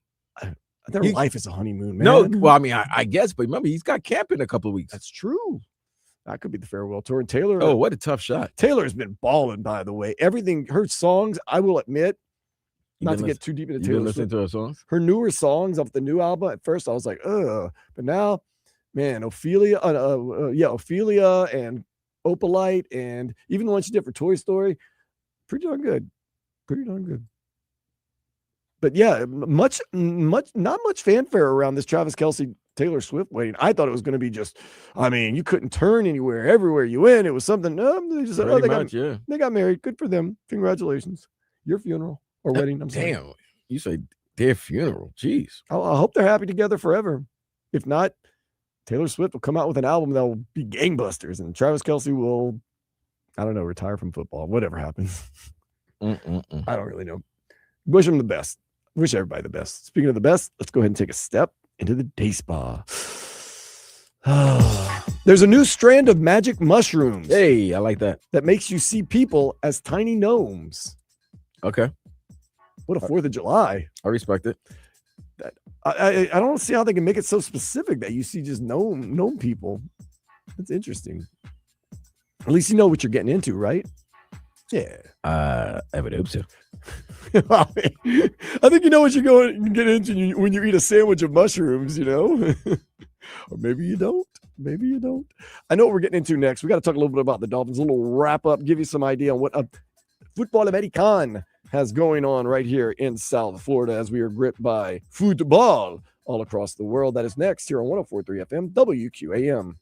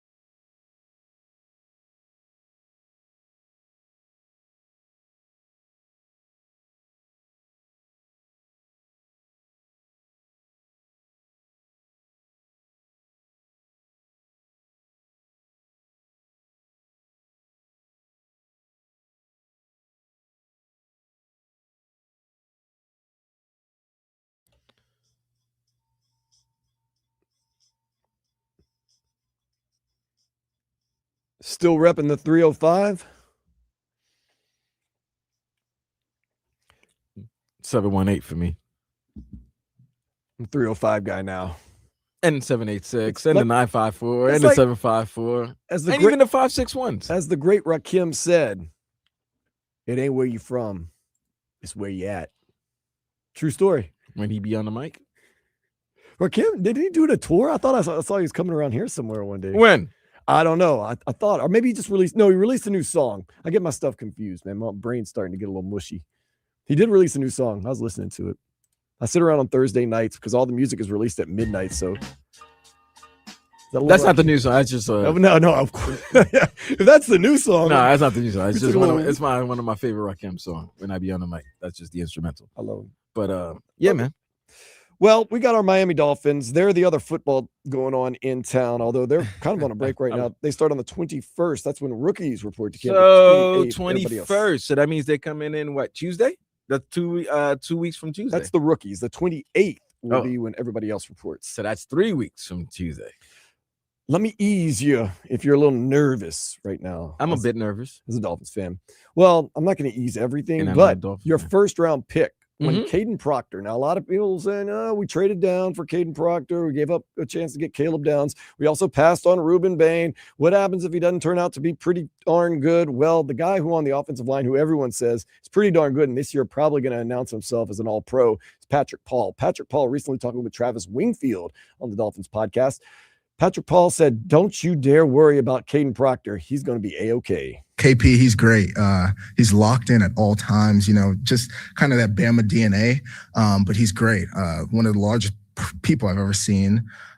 But he's a force. Truthfully, he has great feet. He moves well for how big he is. And honestly, he's just a great person. Me and him bond on different things like colognes, different things like scents. So, it's great to have him in the room. He's funny, has a lot of character, and I'm excited to play with him. It's going to be great. He's not the only person saying that about Caden Proctor. Now, Vlad, once again, let's put the asterisk next to what we're saying. They have yet to put on pads. They have yet to do anything physical in camps. But from what I'm hearing is that Caden Proctor is an impressive prospect for the Miami Dolphins, and he is impressed with the time that he has been given. The offensive line should be good. The offensive line, honestly, should be the strength of this team. You've invested a lot of first and second round picks. But Dan, here's the problem with that, right? There's always there's one. So P square, I have no questions about it. They're saying he's good enough to sign a $100 million contract after I this year. think they did a tremendous job, and this may be the one of the few things the old regime did very well. Drafting him in the second round, having him be tutored by an unbelievable offensive lineman, Armstead. and Teron. Teron Armstead, learning from him for a full season, and then having to play while Teron was hurt. Second season, usually that's when they want to see that jump, that increase. He did that last year. This is his third year. This is a big year for him as well. You know why? And That money. They're saying the Dolphins are going to have to pay Patrick Paul that money. And he's going to get paid. Okay. They're saying he deserves every penny of it. Now, too. and other teams across the league realize that as well. So you got PP, you got Patrick Reddy. That's your guy. You got the best center in the game. And you made sure to extend And you Aaron made sure to Brewer. extend them. The key, there's 3 keys. And now let's go with the 3 keys that need to be 1, will Austin Jackson stay healthy? That's the number 1 key. protecting the blind side. Is he protecting the outside? Mhm. No, he's not. We're not left-handed no more. Oh, Remember, yeah, Malik is right-handed, so Patrick's protecting his blind side. I feel even better about that. That's what I'm saying. But Austin needs to stay healthy. He needs to stay healthy. You're the one with the most years from the offensive line. You're the vet. You got paid. You've been paid. You need to stay healthy, because once you get banged up, it messes up the continuity of the offensive line. Can you give me 13 to 16 games this season? Because if you do, then I agree with you that the offensive line is the strength of this team. Could be the strength of this team, and probably be one of the top 5-7 offensive lines in the NFL this upcoming season. Second big question. Hey, Jonah, bad year last year. We putting you back in your rightful position. Hey, Take the Huggies off, baby. Most offensive linemen need a year to adjust to the league. So I'm going to give Jonas Avianaya a pass. Cool. I thought he got better as the season went on last year. I didn't. That got lost in a lot of people. I didn't, but also you were playing out of position. So I'm gonna shoot you a little bail on that. That your rightful position is right guard. You were playing left guard. You're going back to your rightful position. No excuses now. No excuses. Second year. You're no, second round but draft you're pick. right. And this second year is when you make that jump. Exactly. So and then you have to worry about Caden Proctor. No excuses. And Caden Proctor has excuses. Well, no, and then the third, whoever the right guard, Caden Proctor. That's the number. Yeah, that's it. If Caden Proctor lives up and is able to handle his weight, pretty good. If he's able to handle his weight, you have probably maybe on paper. I said everything looks good on paper, like we stated early in the show. Probably got the best left side you could have one of the best left sides in the offensive line in the NFL. You got Caden, you got Patrick. So those are the three questions. Can Austin Jackson stay healthy? Can Jonah rebound from I'm let's just say a not good rookie season. I'm gonna say so, and I'm being kind when I'm saying so rookie year. And can Caden Proctor handle his weight in his first year in the NFL? I'm okay with the offensive line. I think it's going to be okay. I think there's going to be, like all offensive lines, there's going to be some good, some bad, but I think for the most part, it is one of the strengths of this team. Now, one of the problems with this team is the money situation. Record amount of dead money. Thank you to Atunga Valoa. Thank you, Tyreek Hill. I think we're still paying Jalen Waddle, even though he's not on the team. Kyle Krabs wrote an article, the 5 most expensive Miami Dolphins players for the 2026 season for now. Vlad, this might surprise you, this top 5 most paid players on the Dolphins roster for now. Number 1, highest paid player on the Dolphins roster is the person that should be the highest paid player on the roster. Malik Willis, the quarterback. Oh, yeah, he is making more than $23.5 million total in cash 2026. Kyle Krabs goes on to say Willis gets the top spot on the active roster, but his compensation for a starting quarterback is fairly economic. Willis's compensation for this season ranks 17th in the NFL, as well as it's off the pace of the $50+ million. And we're not going to get into who makes $50+ million because we already know a lot of them. So Malik Willis, your highest paid player. Here's where it gets interesting. Number 2, Zach Sealer. $16.745 million. Sealer's mark as a fringe top 20 cash figure for his relative position. Sealer is looking to bounce back in 2026. Young interior defensive line, physical abilities. He's still a captain of this team. Number 3, third highest paid player on the Dolphins roster right now. Wait, let me guess. Go ahead. Nope. It's not Aaron? It's not Aaron Brewer? It is the guy we just talked about, Caden Proctor. He's the third highest paid? I'll explain. 16.341. Yes. The rookie. That's right. Here is the luxury of being a high draft choice with the rookie wage scale. It's worth noting that Proctor is getting more than half of the total value of his rookie contract this season, courtesy of his high signing bonus. His 2027 cash figure will drop to just over $2 million. So this is a high-priced player now, but will be a discount for the next 3 seasons to follow. So your rookie who's never played a snap in the NFL is your third highest paid player. Now, I don't like these contracts this year from these rookies. That's like Jeremiah Love being the highest paid running back. And he hasn't even carried a ball in the NFL as of yet. It's nasty work. Your fourth highest paid player, Aaron Brewer. A little over. So your best player is not even one of the top 5 most highest paid player on your roster. Interesting. Isn't it? I mean, we'll get to that. Okay. Miami Dolphins locked Brewer in last month, 3-year extension. Mark makes him the highest paid center, one of the highest paid centers in football, which he deserves. Cash raise, $5.5 million. Brewer gets some long-term security with the cash rise too. 2027 compensation is fully guaranteed and should have him back on this list next year. Now, the 5th highest paid player on the team, you're starting to say, wow, who could the 5th highest paid player on the team? 28. It's not even number 28. You guessed it. Cornerback Chris Johnson. Wait, time out here. You telling me the rookies are making more? I get it. New regime, everybody's new. What's the rookie contract and the front loading of their contracts that gets them? But I'm trying to figure out why is number 28 not there? Because of the front loading of Chris Johnson and Caden Proctor's contracts and the signing bonuses.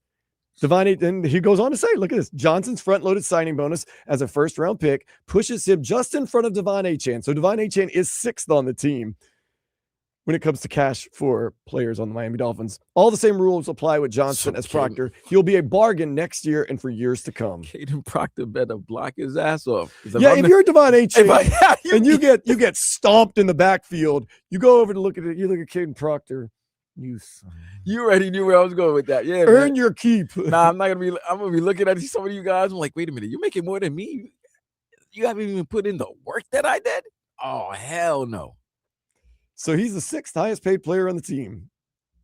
There you go. Very interesting. One more thing I want to touch on with the Dolphins. This one always gets us fired up because you and I can go in so many different directions, but we'll try to keep it short. New rumors circulate that 2 teams have now become somewhat front runners for Brandon Ayuk, and they are the Kansas City Chiefs and Miami Dolphins. You don't want none of Brandon. Hold up. I don't want no part of it. Listen. Hear me out. Listen, as somebody who roots for the op. All right.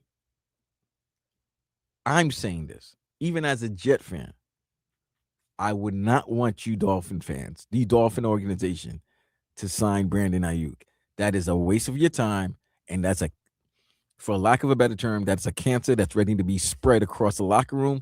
Do not sign, bring that man into your organization. That is all I'm saying. If you do that, that's on y'all. So whatever jokes you get, when it backfires on you, you deserve that. You deserve that ish. Whatever happens, you deserve it. This is how the article starts. San Francisco 49ers star player, I don't know, let me use that in quotations, Brandon Ayuk has been facing a pretty challenging time on the field as he missed the last season due to his injuries and refused to attend the team's mandatory rehab sessions in the last few weeks. As he seeks a trade from the team, the Miami Dolphins and Kansas City Chiefs have emerged as potential landing spots for the star player. They left out the part where Brandon Ayuk has very publicly challenged the 49ers to verbal arguments, to kicking him off the team, to just all types of other nonsense. Here's the part where maybe make you raise an eyebrow. Salary cap hit for the new team if they take Brandon Ayuk. $6.3 million non-guaranteed base salary for 2026 season. So are you willing to take a flyer for 6.3 non-guaranteed? I mean, you know me. I like Brandon Ayuk. I used to like Brandon Ayuk. He's under contract through 2028. 0 remaining guarantees, though. Washington Commanders, because he's buddies with Jaden Daniels. Kansas City Chiefs, because they need receivers, but they're waiting on Tyreek Hill. Miami Dolphins, because we need receivers. And the Houston Texans are the 4 teams in the running. 6.3 million non-guaranteed? Is he healthy? Do we know? That's a great question. That would be the first question to ask, right? But yeah, what if he's just totally just bummed out? But guess what? Before you ask him about his physical health, how about you ask him about his mental health? No, we're not worried about his mental health. We know where that stands. It's not it's not good. It is not good. No mentally healthy person acts the way Brandon Ayuk. I'm just saying. So this Dolphins team has been very adamant about getting rid of players like that. I don't think they're going to welcome back in somebody like him. So no, $6.3 million. I don't think Brandon Ayuk is going to find his way onto this Dolphins team. And you know what, Vlad? You might be right. It might be for the better. But then again, Malik Washington at all of 5'8" going over the middle scares me a little bit for this Dolphins team. Scares me just a little bit. Oh, we got to keep it a buck, Vlad, but we're going to keep it a buck a little World Cup style next. We got a couple of things we got to get into, like what does the USA have to do to beat Belgium, and a whole lot more right here on Sports Day 104.3 FM WQAM.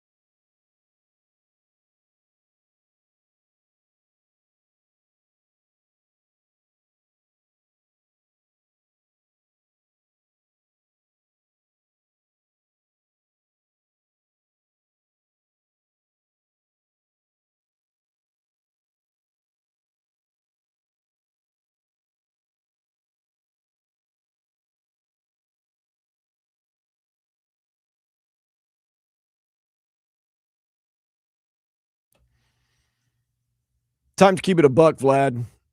Keep it a buck. Did Flo Balogun deserve a red card against Bosnia and Herzegovina? No. Spikes out. And Two ways to look at it.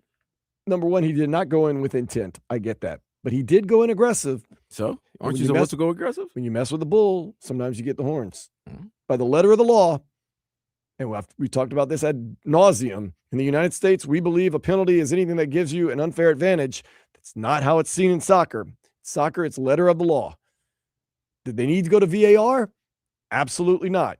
Did they go to VAR for Messi in that first game against Algeria when he did the exact same thing? Absolutely not.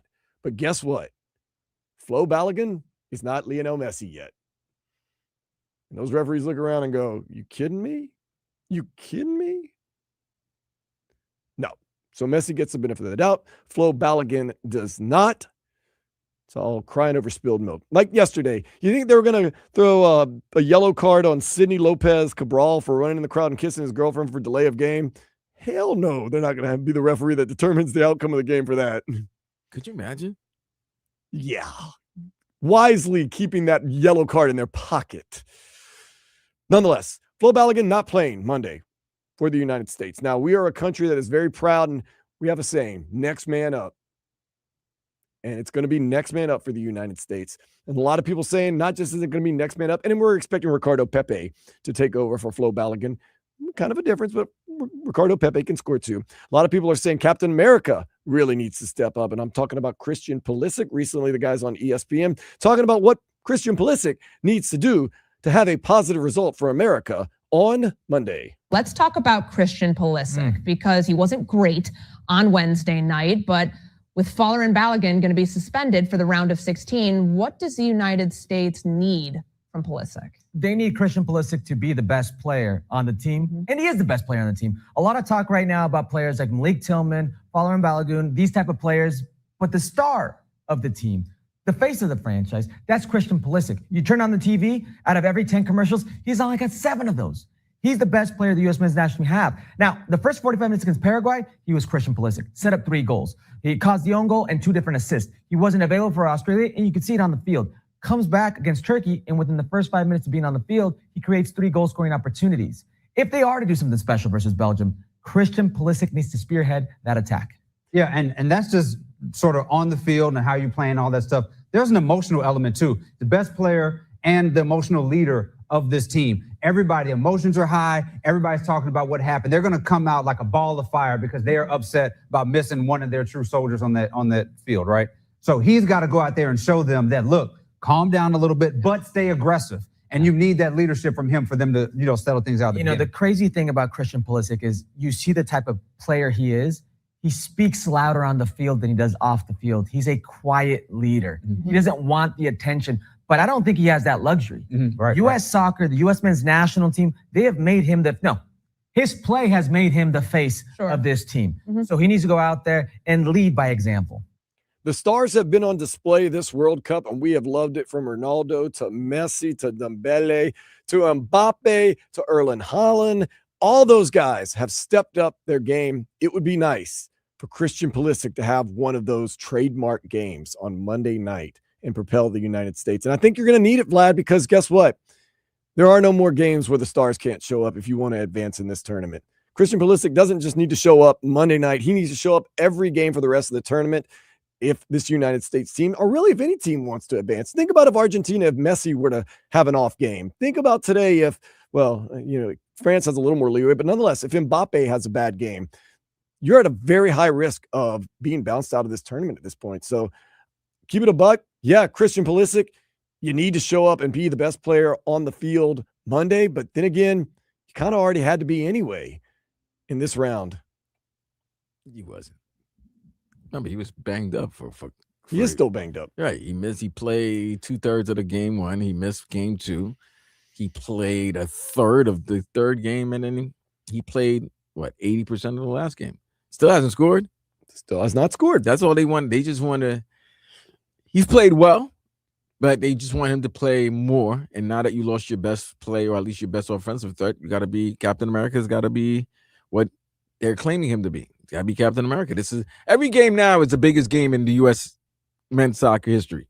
No team, as you saw yesterday, has really much leeway to have a bad game or half. But the U.S., let's be honest, maybe not as talented as some of these top-tier teams. They really don't have leeway to have a bad half or have a bad game from some of their star players. So you need it. You need everyone to contribute. But I still think they do have enough talent to beat Belgium, Sens, Flo Balogun. Right, but here's the thing. Belgium is a very good team, but people are looking at them they're towards that this nucleus of Belgian players are towards the end. This is their this is their last this is their great generation of players, and they're they're definitely in the back nine. Yeah. And this is probably the 17th, 18th hole. So while it's your best opportunity, it's a great opportunity to beat them, they're still Belgium. Yeah, let's say this. This is not the Belgium of 7-8 years ago where they were the number one FIFA ranked team in the world at one point. It wasn't during the World Cup, but at one point. But this is a team that can muster up a great game for 1 or 2 games here and there. So don't think like, oh, Belgium played crappy against Senegal, they got lucky. Or Belgium, how did they draw scoreless against Iran? That has nothing to do with this game Monday, because they do have it in them to have a world-class game in them. So don't sit there and play the results of the other game and think that it'll just carry through to the next game. But yeah, your stars need to play now in the round of 16 and going forward. Your stars need to be just that. Hopefully we'll get that. Argentina yesterday, Cabo Verde. Can't stop talking about them. Everyone says Cabo Verde, so great, so great, so great. But if you're an Argentina fan, are there maybe some red flags that Cabo Verde alerted the rest of the soccer world to? Some of the guys on ESPN, they think Argentina's not perfect. So what did we learn about Argentina today? Well, we certainly learned that I don't think it's as comfortable as it looked for them at the beginning of the tournament. I think, as Craig says, they look like they have fatigue in them if you can push them all the way. I think if they don't win the ball in the first 5 seconds, and you can get control, they can be got at. And they performed excellently today, Cape Verde. So I think it's going to take more for them to get beaten. But definitely they've got vulnerabilities. I'm starting to think this could be the vulnerability of the Argentina team, the wear and tear on the team and the fatigue. Messi, 39 years old. He shoulders a lot of the responsibility of this team. He had a little something with his hamstring going in. Remember, he had to leave that last Inter Miami game. This is a long, grueling tournament. Could we maybe be seeing that fatigue setting in for the Argentinian team, Vlad? No. They just played a game against a team that was playing out of their head, out of their minds, and their tactics, which probably would have worked against other teams, didn't work against this team. I don't see them being vulnerable or anything like that. I just seen them they just got caught. That's it. They just got caught and they managed to hang on. And like you said, when you're in this knockout elimination point of the game, a point of the tournament, it's just survive and advance. Now, it's a great story what Cabo Verde did. And that's why this is not even about Argentina who won. It's about Cabo Verde who lost. Like, they showed everybody, it showed the world that this little island can produce great football, a great football team, and you hear names that you probably would have never heard of before. It's not about Argentina. This is about Cabo Verde. This was one game. I know we need something to hype up because now we're going to the round of 16. You probably need as much narratives to promote a game, to hype up a game. Cool. But let's be real. Argentina, who they facing in the next round? Egypt. Okay. I mean, as much as I love Mohamed Salah, no. And you bring up a good point, Vlad. Keep it a buck. Theoretically, Argentina has a pretty easy path. You would think Cabo Verde, good story. Now Egypt, they would either face, if they defeat Egypt, Switzerland or Colombia. Those are two teams they're very capable of beating. And then they move on from there, where they will face most likely a team like no, that's it. Let's see, I'm trying to see the rest of the bracket. But yeah,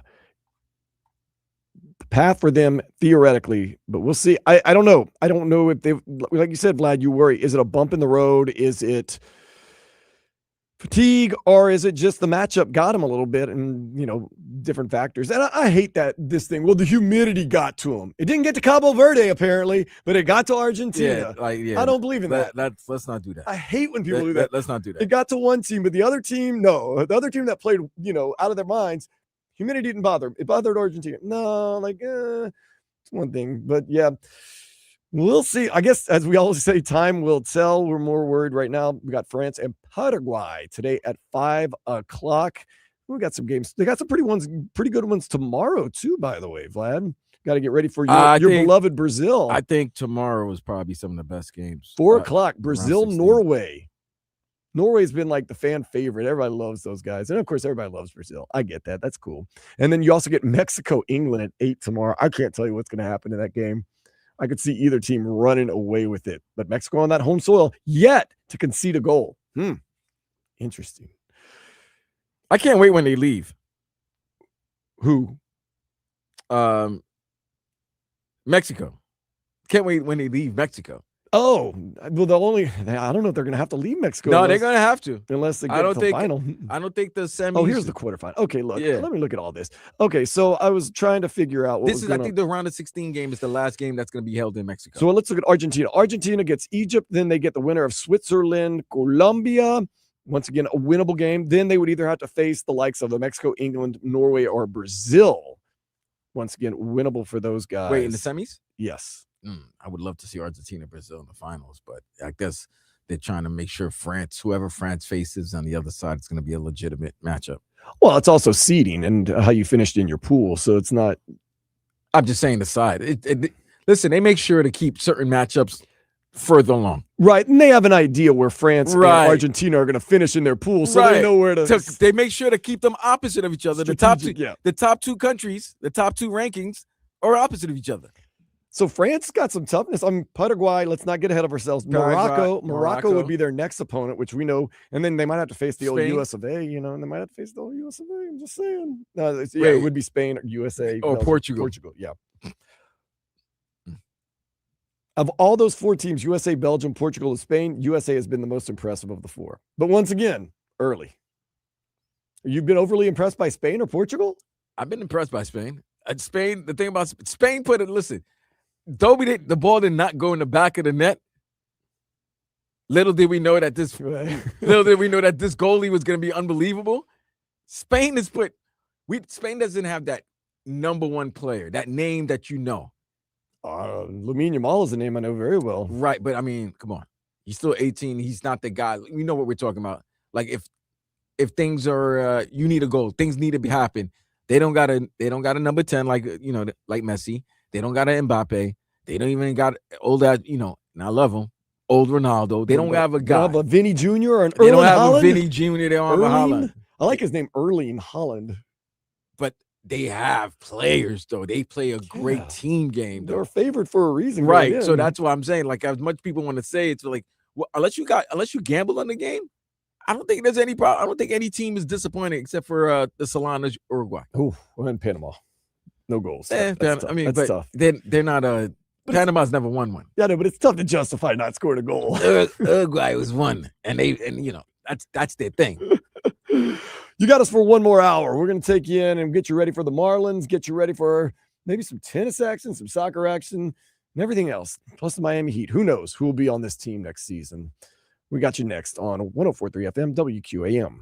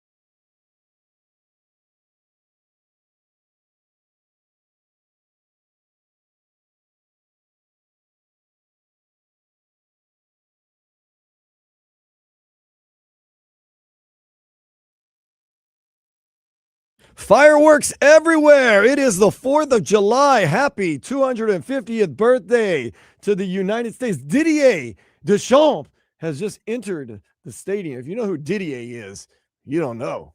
He's France's coach, just like you know. What a cool name, Didier Deschamps. You know, we're cheering for our Franco-Fat countries as long as they're not facing the USA or Haiti, although Haiti is somewhat of a Haiti is a Franco-Fat country. What am I talking about? Franco-Fat. So, well, no, we're not cheering for Belgium. What are you talking about? What am I talking about? But we got some games, man. We got some games. And of course, wait a second. Hold up, Vlad. I'm going to go to you on this. And this deserves me just pausing what I was saying. You can text in 305-567-0560. 954 says, Dan is saying Rakim. I'm saying, is it Rakim or Rakim? It's Rakim. I kept on telling you, Rakim. Was I saying Rakim? Yeah, you saying it like you was. I'm from the South. You're saying it like it's pronounced. I'm from the South, man. Rakim. Yes. Where's Eric B in all this? I'm not. Shout out to Eric B. See? He's a real one. I'm a real one. I know. No. When I'm saying Eric B's a real one, I mean saying he's a real one. So, that's it. I'm saying Rakim. Oh, man. Rakim. Yeah, it's Rakim. Rakim. Rakim's a different guy, not Rakim. Yeah. The God. Mm-hmm. So Brazil has a game tomorrow. Mexico also playing tomorrow. Yeah, I like tomorrow's games. You got Brazil, Norway, and you got Mexico. I like the times more. Brazil, Norway, I believe is 3 p.m. It's 4 and 8. Oh, it's 4 and 8? Oh, Yeah. 3 p.m. is the coverage? I could have used France playing at 8 tonight. Look, there's Thierry Henry. They're not doing that. Fox has baseball.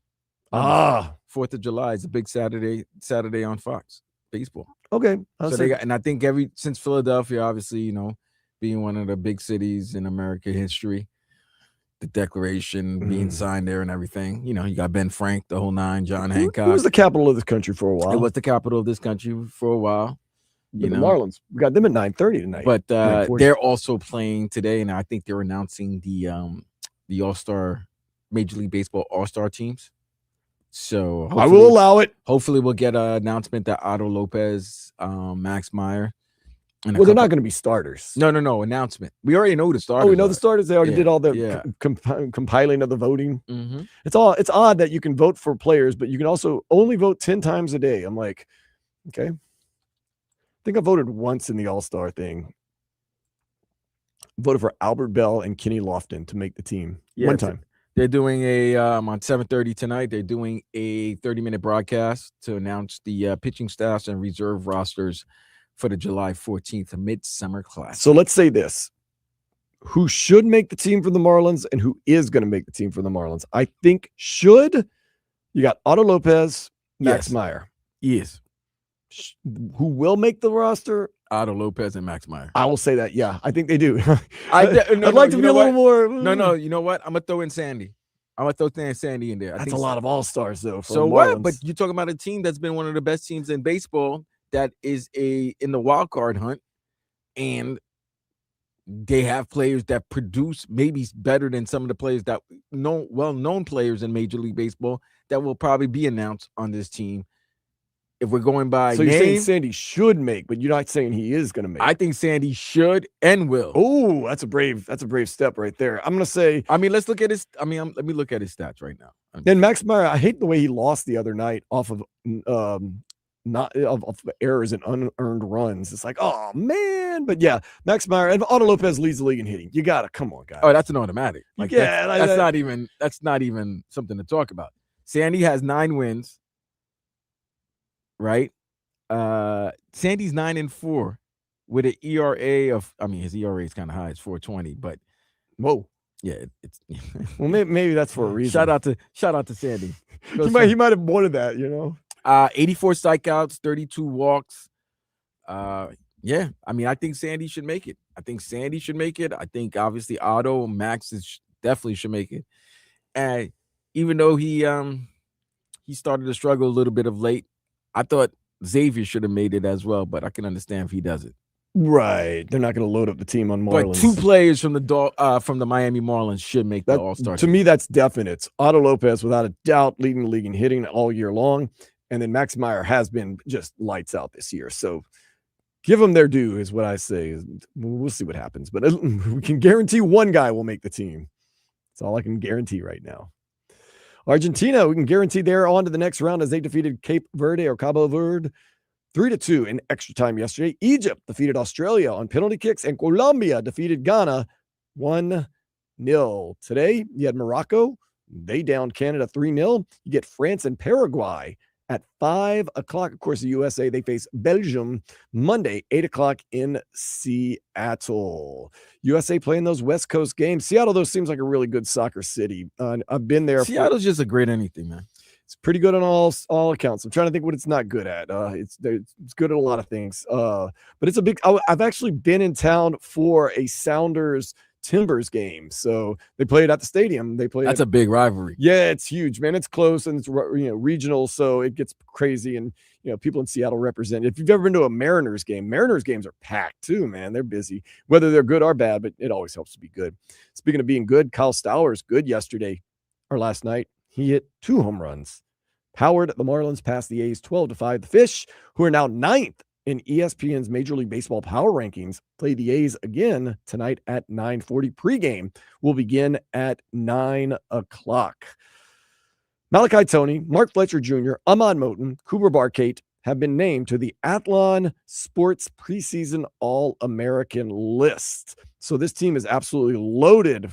It had a pretty good run last year. And, don't look now, but probably one of the number 1 recruiting classes in the country, if not number 1, number 2, number 3 recruiting classes. So the future looks very bright. The present and the future look very bright for Mario Cristobal and the Miami Hurricanes. Heat, they beat the Spurs 88-87 yesterday at the California Classic Summer League. Rookie Ryan Conwell had 21 points. Miami takes on the Lakers tomorrow at 4:30. And you're probably wondering, well, how did everybody else on this Summer League team do? Well, got you, man. We can look at the box score right now and get you fired up. And also some guys underperformed, I thought, as if you can underperform in Summer League. Vladislav, not Vladimir. Thank you. Vladislav Golden. Always my family to know there's only one Vlad in this town, and he goes by the name of Vladimir Lewis St. 104.3 FM WQAM. The voice that you're hearing right now, that's him, the only Vlad in town. So there's no confusion. No confusion. He did it a 3, by the way. That's 7'8". He had 14 points. It's tough. He was a plus 12 on the game. He had 14 points, 7 rebounds. Do you know who Javon Hadley is? Mr. and Mrs. Hadley's son. Myron Gardner only had 2 points. Whoa, question. Now Myron's expected to have a bigger role this upcoming season. He only played correct? 7 minutes. No, this is my question I'm asking. Is he going to be playing a lot of Summer League? Or is he going to be playing any Summer League in Vegas? Because this is what, California, right? He played 7 minutes last night. This is what I hate about Summer League, because it's like, okay, if you're looking at this Miami Heat roster and you're realizing, okay, the players that you needed to shore up this roster may not be available anymore. So the guys that you did have that understands this offense, this defense, understands what the team wants, they're going to go to Summer League, showcase that they've worked on their game since the season ended. I can't have a guy who's only playing 7 minutes if I'm expecting them to have a significant role in this upcoming season. Oh, they know what they got, maybe. Jameer Young did have a good day. He had 21 points yesterday. Now, coming off the bench, listen to this murderer's row. Do you know anything about Arnis Sakinis? He had 2 points. Okay. Keyshawn Hall, he had 4 points. Kendall Brown, he had 0 points. Trevor Keels, he had 18 points. And, of course, former Miami Hurricane Trey Donaldson came off the bench playing 18 minutes, giving us 2 points, 2 assists. He also had 3 turnovers. But Trey Donaldson trying to make a name for himself, maybe get picked up somewhere, or maybe he might end up in Sioux Falls. We'll see. Okay. Always good to have some of our Miami Hurricanes on the team. But keep an eye on Arnis Sakinis. Okay. I don't know. I just okay. You just told me keep my eye on him. I'm like, okay. I'm expecting you, Vlad, to watch the games all Summer League long. I am not. And be our guy on the street. I'll be in the streets. I mean, if they want to send you out to Vegas, then I'd be more than happy for them to send you out there on the company dime. Oh, listen, I Absolutely, I'll get But all. you're gonna have to do a lot of social media. You're gonna have to do. I a don't lot of mind doing things. that. You'll see me on the pool. He's No, social media. Social live medializing. Maybe an interview with Trey Donaldson. I wouldn't definitely mind that. interview with Trey. I That'd would be definitely cool. interview. That Trey. would be definitely cool. But he has to do it by in the AC. I'm not doing that. I'm not doing it outside. It's too hot out now. It's too hot in Vegas. It's hot all over the place. As a matter of fact. Yeah, it's all over the world. Europe has a heat wave going across. Is a heat wave Ooh. northeast? It's heat wave everywhere. Man, Francis Tiafoe, he's starting to slip a little bit. He's down 2-1. He lost the last 2 sets in tiebreakers. Although they were tiebreakers. So, but I mean, he won't go quietly into the afternoon. I hope not. What time is it right now? Do they have roofs in LA? In Wimbledon? Yeah, the center court does. So it's 9:15 right now. Yep, it's 5 hours ahead of us. So there is a roof in center court. Yes. So they could play at night. I'll tell you, that Wimbledon looks cool as hell, man. First of all, they got the center courts, and they got some other courts, but it legitimately is a tennis club. Like there's like the Dang, they travel. I'm sorry. Stu Holden is because everywhere. I'm sorry. I was like, didn't they just do the Miami? Weren't they in Miami Yes, for the Stu Argentina Cabo Verde game? Yeah. Dang, they got to fly all the way to Philly. They're burning up too. That bald-headed dude is. Oh my God, his head is scolding right now. What did somebody make fun of me the other day? They made fun of you? Yeah, Let's go beat 'em up. 'cause they're on the YouTube. You can watch it on YouTube and Twitch. 104.3 FM WQAM, or just put 104.3 WQAM. You can watch it on YouTube and Twitch. And some guy was like, Dan Day, stop messing with your hair. It's a really bad look. You don't look all that great. I'm like, this is probably coming from a guy that's about 50 pounds overweight and bald. So I'll take it as a compliment. I'll tail off on that one. Okay. Ooh, Kylian Mbappe. I guess he's going to start today. Nathan's hot Really? dog. Save him for later. Save him for the USA game. Nathan's hot dog eating contest, Coney Island today. They say it's a great event. Mika Suda, she wins the women's. And, of course, Joey Chestnut wins the men's. Keeping the dominance going. Travis Kelce and Taylor Swift got married at Madison Square Garden yesterday. Not even the biggest event in Madison Square Garden this year. I'm saying not even the biggest. Not even the biggest the last 3 weeks. No, not yesterday. It wasn't even the biggest event. Right, facts. Because the Cabo Verde Argentina game was bigger than that. Man, I really think they wanted this big, like the royal wedding, like with Princess Diana, and I think they got a wedding. How about this? If LeBron had announced his team yesterday, it would have been the biggest news in sports and entertainment. You think it'd have been bigger than the soccer game? I don't know. Maybe in the United States. Yeah, that's a good question. Yeah, Worldwide, good question. Worldwide, no, but United States. No, worldwide, it'd definitely be in the top 2. Oh yeah, no. I just trying to think worldwide. But which worldwide? No, Messi has more worldwide star power than LeBron. Although, man, LeBron is huge in China. He's huge in India. That's what I'm saying. Like, that's tough. That's a tough call. Because you know what? Whatever team he goes to, that merch is going to be and we all know there's certain markets that China loves. San Francisco, Miami. They do. D Wade.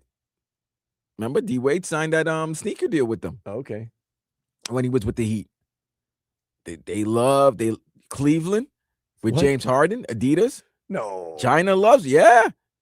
I didn't know anybody. I mean, I'm not knocking Cleveland. But I didn't know anybody particularly loved Cleveland. It's not maybe the city, it's the player and what they're endorsing. So therefore, whatever city or team the player plays for, they will follow them. They love the game, so they don't really, and they love the players. I don't think they really love teams. You understand what I'm saying? I don't know. I haven't been over to China. Yeah, I think they just look like it doesn't matter. They love LeBron. So whatever team LeBron plays for, whether it's the Heat, Cavs, or the Lakers, they're gonna rock LeBron James merch. Is Same it way kind with of KD. like a casual soccer fan here in the United States? Like they love certain people like Right. Mbappe. They love Ronaldo. They love Messi for that matter, but they don't really. They love Messi, but they don't really love know Inter the Miami. teams in the league. Yeah, like they don't love Inter Miami, but they don't love know, like, Messi. Real Madrid or Al Nassr. They're not like. But they love Ronaldo. Right, They probably love Real Madrid. They're gonna follow Real Madrid. Just because but you I'm like just the saying, team doesn't mean other people do. right? They love the player. They love the player. Yeah. Like, I mean, I would even a casual US fan be like, do you know what club team Mbappe plays for? They'd probably be like, No, they don't know. France? Even though they should. France? No, it's not a club team. Los Blancos. Oh yeah, I'm not good. Oh man, yeah. So I guess I could see where in maybe like China or India, they would be more of apt to cheer for a player as opposed to the player in their team or the team for that matter. So yeah, I get it. I get it. That was all spurred from me saying Travis Kelce and Taylor Swift got married. By the way, so Yeah, just saying that there's other things that were more important than, it was than not that even wedding. wasn't even top two. Not even. Since when did those two not be a top two news story? Because I'm thinking, you know what's Dan, you know what's funny? Ever since we saw her at the Garden for Game 4, I believe. Was it Game 4? Yes, it was Game 4 of the Knicks Spurs series, the 29-point comeback. Greatest comeback in NBA Finals history. Mm-hmm. Ever since she came to that game and the rumors starting to circulate, she was at the Garden for I guess a preview of what the wedding what the wedding would be. Ever since then, it was like as if everybody already knew, like, oh, she's getting married July 3rd at the Garden. And okay, cool. Now, my thing is this. Usually in a wedding, especially a high profile celebrity wedding, there would be, and I don't watch I don't watch NET, all that stuff to know maybe they were out there, but I would have seen it somewhere. I would have seen it on social media, like a lot of, oh, so-and-so. I just saw Sydney Sweeney leaving a boutique in New York City. You know, you would have seen something like those type of things. I didn't hear none of that, bro. You know, I think, and I'm being honest, and I love Travis Kelce, I love Taylor Swift, and I love them together. I think we've kind of gotten to that fatigue part. Like, this has been a couple years now. Like, okay, like we see you at games, we see you together. It was a great story, but now it's like I'm not gonna it's do that. run its course. No, they're married. I'm not gonna do that. No, we're not doing that. I am. I'm not doing it. No, if they're married and if they're together and they've been together and they stay together, well, you might as well cover it to the end, because a lot of people thought this was at first a publicity stunt. That's what they are. Yeah. Right. Everybody thought it was a publicity stunt. And then now that when you start to realize it's not a publicity stunt, and that maybe they two really actually do like each other, love each other. No, I always believe they love each other. No, but I'm not talking about you. I'm just talking about the mass media. Now all of a sudden you can't see. Now you're getting sick and tired of it. Well, first of all, I didn't say sick and tired. I said fatigue. It's run its course. Oh, that's you getting sick and tired of it. No, I'm you're not getting sick fatigued. and All I'm right. not tired. I'm just You're getting fatigued. done. Well, I'm done. I've seen enough. Like, who is the more hot couple during the NBA Finals? Travis Kelce, Taylor Swift, or Timothy Chalamet and Kylie Jenner? yeah, but you saw them every day. I don't see Taylor and Travis every day. I was seeing, but you have a thing for But you have both of them. You have a thing for the Jenners. I like both of them. I said I like Travis Kelce and Taylor Swift. Yeah, too. but you love some. I love the Kardashians. You love you some Kylie Jenner I love all the Kardashians and Jenners. and Jenners. Yeah, Yeah, but you I'm- love I'm- her. So the I fact love them all. No, I but love Courtney. you love her. Because you've told me all her boyfriends over there, like Devin Booker. Well, that was Kendall that was dating Devin Booker. That was Bad Boon. No, Bad Boon. Bad Boon. Yeah. No, that also adds to it. Well, I like it. Okay, well, we've given them more time than they all deserve right now. He called apparently. No, I'm Dr. Toboggan. Apparently, she's been a New York Knicks fan ever since Amari Stoudemire was part of the New York Knicks. Her and Amari Stoudemire are good friends. Taylor Swift. He's asking when did Taylor Swift become a New York Knicks fan, and so I'm letting him know the information because the great Monica McNutt, who's who works for ESPN Radio in New York, being the color for the Knicks game, and also works for ESPN TV for WNBA and NBA coverage. She was caught on a hot mic asking, like, what the girl, get out of here. Like Taylor Swift was at the Garden for that Game 4 celebrating, and it was like, why is she celebrating? Because, like, remember, a couple of weeks ago, they just saw her and her boyfriend at a game rooting against the Cavs Knicks. game. Was it a Cavs game? Yeah. So then she had the right to ask, like, what's she doing at the game, not knowing that, okay, there is some background to Taylor Swift and her nickdom. Her nickdom. Yeah, I mean, you have the right to cheer for a team, don't you? So, nah, bro. You don't have a right to root. There's certain fan bases we don't want we don't want these Johnny or Jane come latelys. Okay. Like, all right, put it this way. Would Heat fans like if I'm trying to. I'm trying waiting to. for your wording because I'm gonna give you the same answer. I'm waiting. I'm trying to find. I'm trying to find it. Let me get a fan. If you want to cheer for our team, you're welcome to. Okay, I got you. Here's one. Would Heat fans want Coco Jones rooting for the Heat?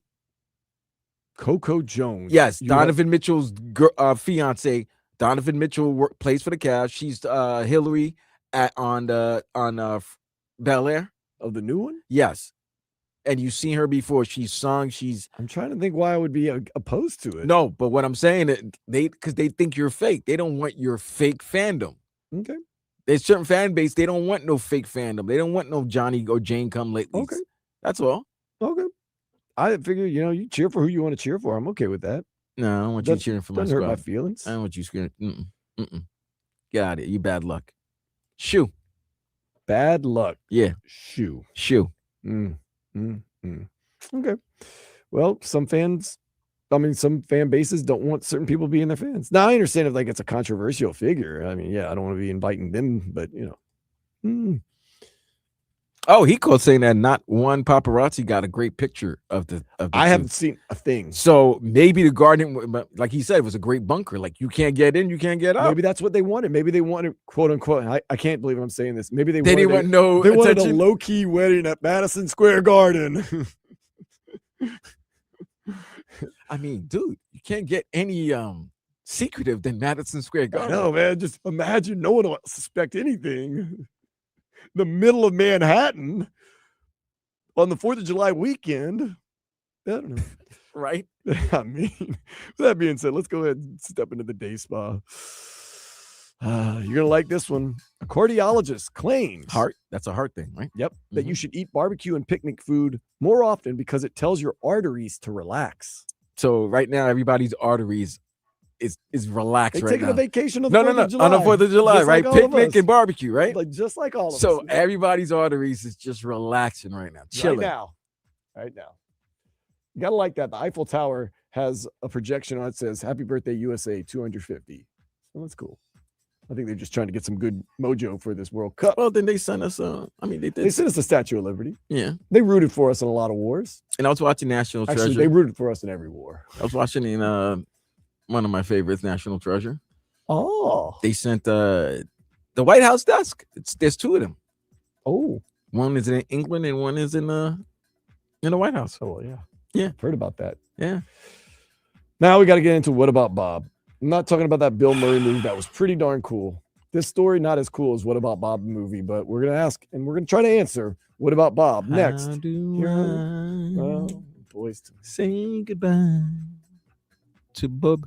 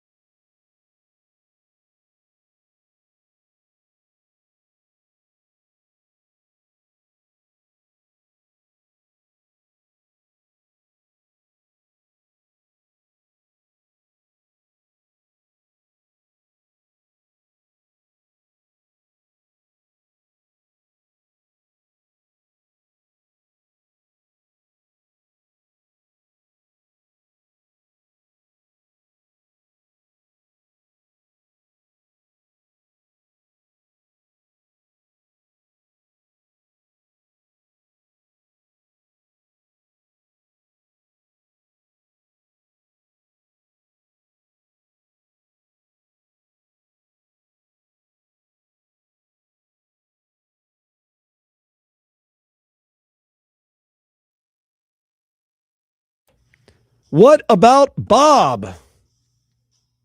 Sergei Bobrovsky wanted to be the highest paid goaltender in all the league. He became a free agent on July 1st.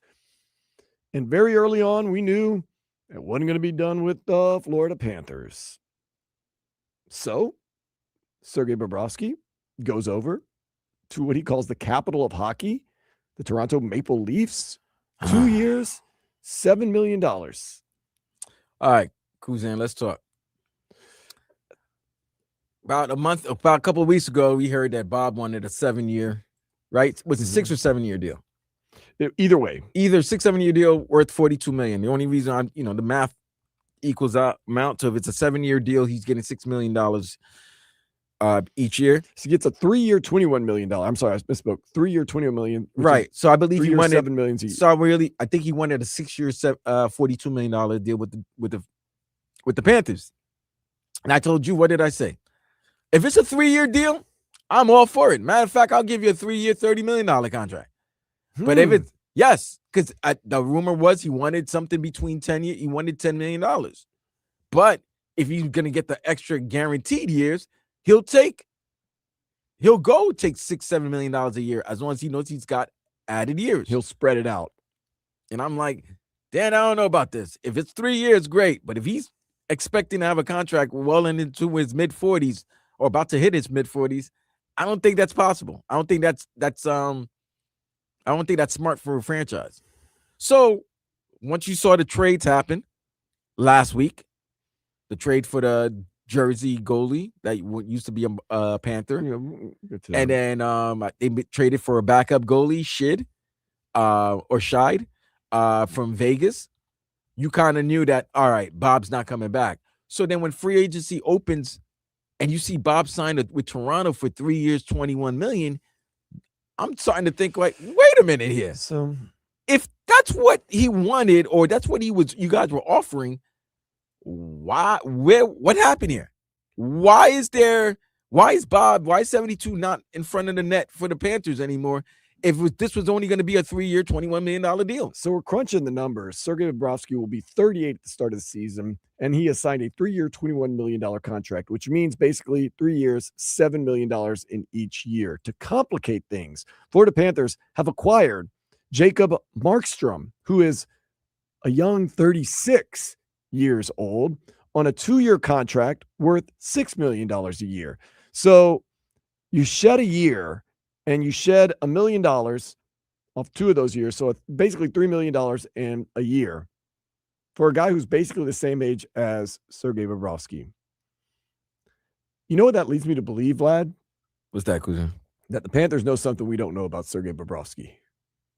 Oh, there's something that was going on. Yeah, that we don't know, or, Because it's basically almost the same. Is the extra year and the extra million same year, bro? Is the extra year and the extra million that big of a hang up?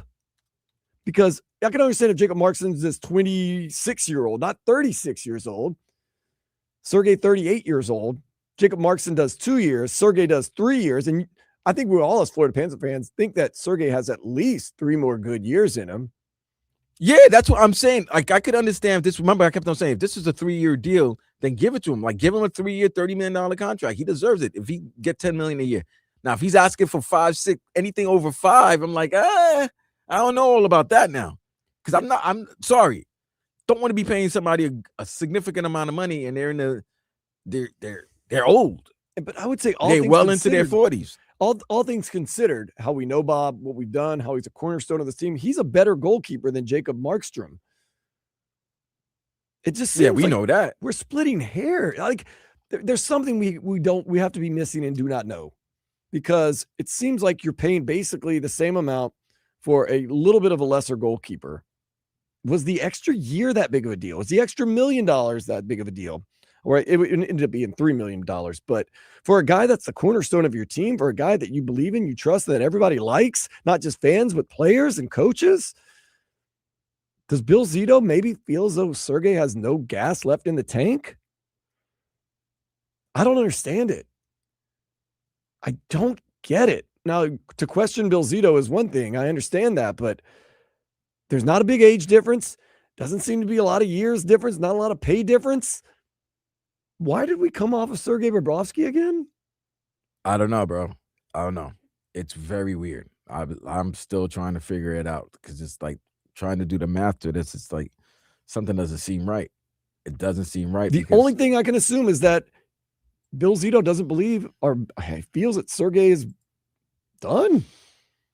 And when I'm not saying done with the team, I'm saying done. No. I know what you're saying. And you're right. You're right in what you're saying. Now, don't get it wrong. Sergei Bobrovsky is not the guy he was 10 years ago. He still needs a good defense in front of him, but I would say most of the goaltenders in this league and in the world do. That's a curious case.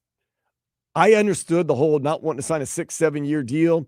I understood not wanting to pay him $10 million a year. I don't completely understand the math on this deal. Math ain't mathin'. So Bill Zito and Sergei, there's something. And Sergei even kind of said yesterday, I thought we were going to figure it out. Panthers figured it out all right.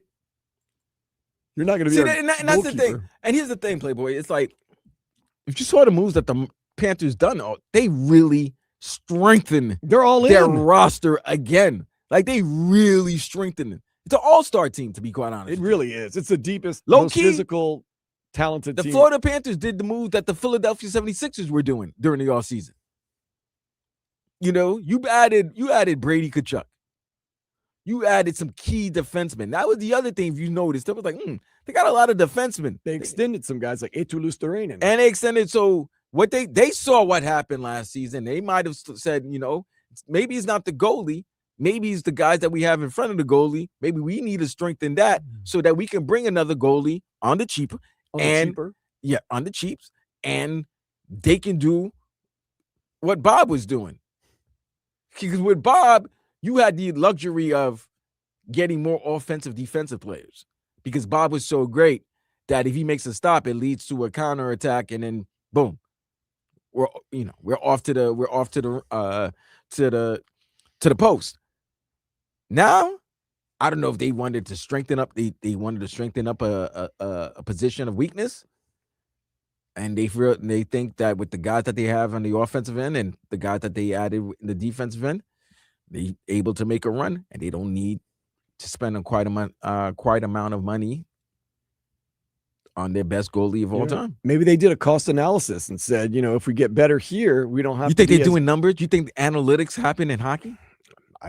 I think maybe they say if we get better here, we don't have to be as good at here. And they looked at all of it and they said, we got a chance to get a Brady Tkachuk. We got a chance to do this, and this. They crunched the numbers and they said, you know what? But this is a guy, Vlad, that at the end of the season, I swear to you, every player and every coach said they loved him. They love Sergei Bobrovsky, and they're going to do what they can to keep him. Matthew Tkachuk said, I'm going to take him to whatever dinners he wants to go to. That's what you got to say, bro. Look, but I also respect owners and general managers that keep it a buck. Like, let me use James Dolan and the Knicks. I want to bring back the team. I want to bring back the chance to I want to bring back the roster to give a chance to repeat. But I'm not going over that second apron. Guess what? He didn't go over the second apron. I understand why. You go over the second apron, it limits you to make moves that you may need to during the season. Same thing here. Panthers don't want to be limited in making moves. So they had to do what's best. Sometimes I know, and it's tough for fans. We fall in love with the player, but it's the team. The general manager, they got to think about the team, not the player. It's an interesting case, but time will tell. But you got to feel as though Bill Zito and those guys know what they're doing. It's going to be interesting. The math is interesting. Dan, I'm going to question what Bill Zito. I'm going to question Bill Zito. Not right now. I have the audacity to question him. Well, I would call it the nerve. Or the ignorance, maybe, to question that. That would not. I'm going to be audacious. I would have the audacity. That would not be the most prudent thing to do. I'm not going to do that with that man. At this point, not prudent to question. See, the thing about it is, so you can't question him when he gets Brady Tkachuk, and then now you're going to question. Nah, we're not doing that. I just don't understand the math. I don't understand the math. I'll just say this. I'm not questioning. But here's my thing. I'm not understanding the whole situation. How about this, though, Dan? How about this? maybe $7 million was going to be his market, and he was trying to get the Panthers to pay a little bit more. Oh, he was trying to get the Panthers, but to pay a they little bit knew more. what the market is. So when the Panthers said they weren't going to sign him to that, he had to sign to what the market is.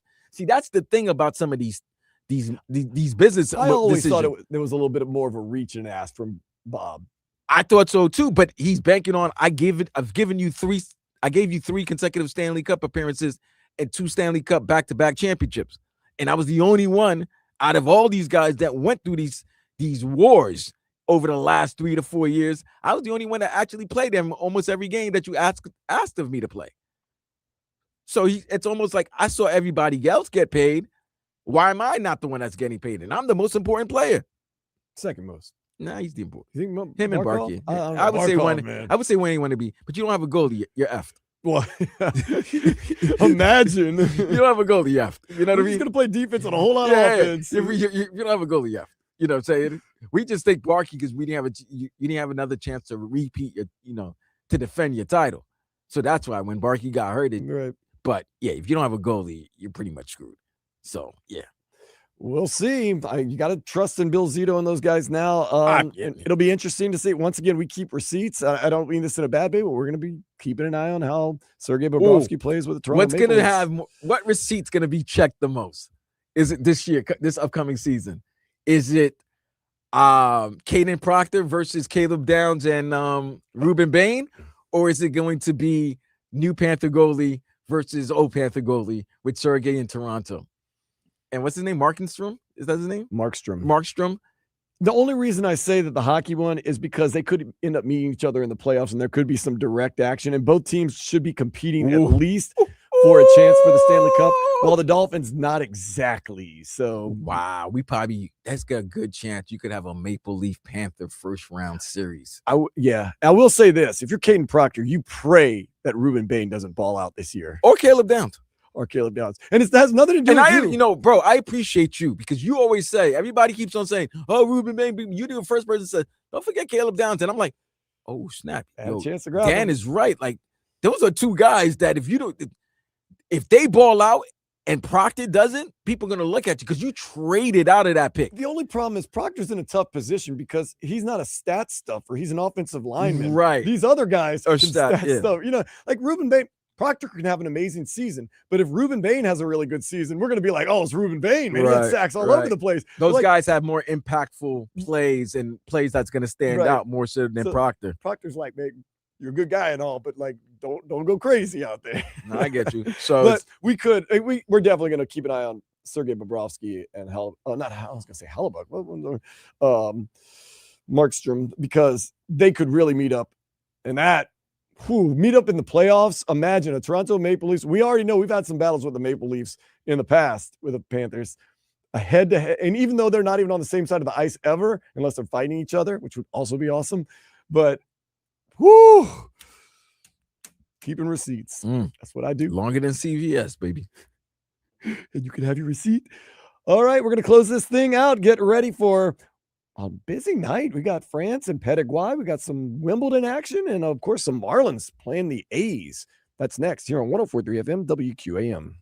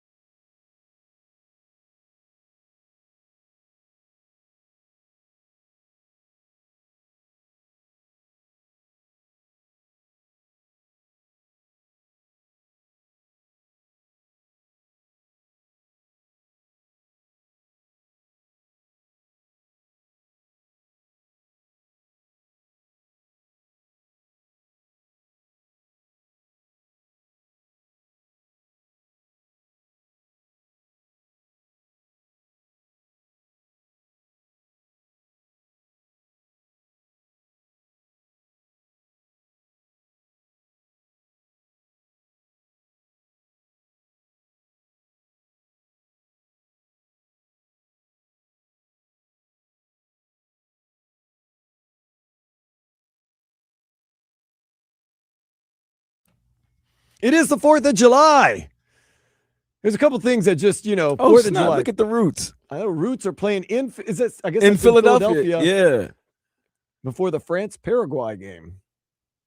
I see Black Thought up on the stage. I see Black Thought there. I see Questlove. I was going to say, I guess that's pretty American right there. A little soccer action on the U.S. soil in Philadelphia. Yeah, look at Quest.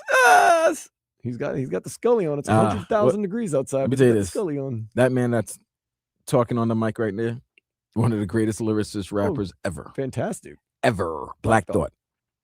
Unbelievable. But some of the things that just 4th of July, man, fireworks. I'm going to go out tonight to the beach and I'm going to watch them at 9 or whatever o'clock. 9. I guess I should get there a little before 9 just so I can see them. Barbecue always seems to be something on the 4th of July that you got to get into. Dudes are not doing cookouts no more, man. Why are people not doing cookouts? I don't know. I don't know what it is. I don't know if people just rather just stay home and not move. Because I'm thinking to myself, I'm like, wow, this is a long weekend. It's a long 4th of July weekend. 4th of July falls on a Saturday. People are off on the 3rd yesterday.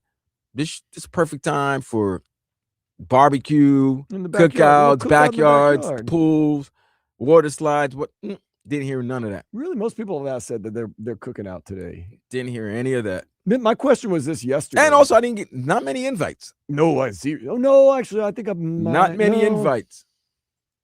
I heard a lot of people saying that they're keeping it low key. I guess because it's a Saturday, they don't want to get into too much craziness.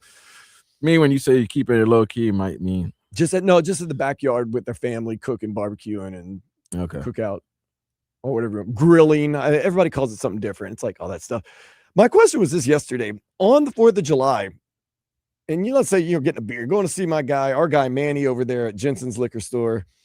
Do you get American beer on the 4th of July, or does it really matter? It's just, you're grabbing a beer. I'm cool with whatever. I'll be honest with you. I'm really just whatever. I'm getting any beer, bro. It doesn't have to be American. Yeah, I don't think that makes you unpatriotic if on the 4th of July you buy some Dos Equis. I've never been. Because some of the American beer I just don't mess with. Unless if you're gonna give me a Sam, cool. I'll drink a Sam. I was also you can go craft beer too. You got Funky Buddha and all that stuff, but I get it. But I don't think it makes you less patriotic. I don't think you got to go to the store and be like, got to get Budweiser today. Nah, it's 4th of July. 4th of July, Budweiser, man. Well, Get her light. I look like Kid Rock. Patriot right there. So I was wondering. I was like, I don't know. I don't think anything less of anybody. You just do your thing. It's important. That's why you live in a free country. You're celebrating your freedom. Your freedom to booze from whatever country you want to booze from. That's what this country was built on. Freedom to boo and booze. Boo and booze. Some of the people at whatever the link over there in Philadelphia have that freedom right now. That's got to be interesting to be in a foreign country on their Independence Day. I think that would be interesting to see. That is very interesting. I wanted to see how a lot of these fans from other countries, how they're realizing. Listen, I'm loving the film, the video footage of them experiencing ranch, them going to their first Costco or Walmart, like they've never seen anything like this before. So it's very interesting. Them enjoying some of the. It is cool. Everyday occurrences that us Americans experience. One thing I love about this World Cup, and it's unlike anything other, and I'll go on as far as say I think it's probably the greatest sporting event in the world, is how much love and respect that it's brought. It's not been this divisive thing. You know how everybody before was sitting there, oh my God, the prices and the trains to the games. And it's more like, man, people have really just come together and they come to celebrate their country and they come to celebrate the game. And I'm sure there have been fights. Don't get me wrong, but you haven't heard of like brawls and fights and everything. And you've even seen a lot of, especially Europeans, but even some of the South American people come to this country and say, man, some of the stuff you got here is really cool. Like it's not, as bad as people say it is. Ranch dressing, apparently, they love it, has had a rebirth, like to the point where airports are having to put up huge signs saying you cannot have ranch dressing in your carry-on bag. You have to check it. It's too much. Really? Liquid. What is that? What doing is the Europeans are bringing it back? All people are trying to fly back with ranch dressing. They don't have ranch in Europe. The thing is, it's readily available. It's not like it's a product where you don't have the ingredients to make. It's like ice and milk. Yeah. It's like, they don't have that over there. Apparently, it's not as prominent. No, but yeah, ranch dressing has had a rebirth. And then, strip malls and all this other stuff. People are just, it's a very United States thing, but people are embracing it instead of being like, and that's the thing you're supposed to do. When you go on vacation, when you go to other things, you can go in there and hate, and you can go in there and try to degrade and try to talk bad about, or you can go there and enjoy it. I think people have just come and enjoyed it and said, you know what, let's embrace the multiculturalism of America. Let's embrace ranch dressing. Let's embrace strip malls. We don't have all this in our country. Instead of trying to tear it down, let's build it up. Let's go around and try to enjoy it. And I hope that in 4 years from now, when you're in Portugal, Spain, Morocco, they're even going to have a game at Uruguay, that the fans that go to those countries also embrace what those countries have to offer. Now, here's a question, bro. The final is going to be in Madrid in 4 years. Is it? Yep. Real Madrid Stadium. Because they're doing it in Spain, Portugal, and Morocco. Oof. But they are going to have an opening game in Uruguay to celebrate the 100th anniversary of the World Cup. Yes. And of Uruguay winning the World Cup. They won the first World Cup, right? Yeah, they did. Okay. And then, okay. This year, not to. Got to take that shot real quick. Nah, you're going to get that. You got to treat them like a dog. When the dog, doesn't make a mistake, you got to put their face in it. And just let them smell it. Let them smell it. I think I'm happy that the U.S. is not playing on the 4th of July. Because usually they kind of, I don't know if it's a coincidence, if it's just it just works out that way, the schedule works out that way. But usually, especially on a big anniversary, big celebration that it is today, and they're playing in Philly, you would have thought there would have been a U.S.-Belgium game could have been on July 4th, which would have, in Philadelphia, it would have been, you're thinking about it right now. I would have been pretty happy about that. You would have been, yeah. A 5 p.m. or 8 p.m. game in Philadelphia. Right now in Philadelphia, as we're getting off the air.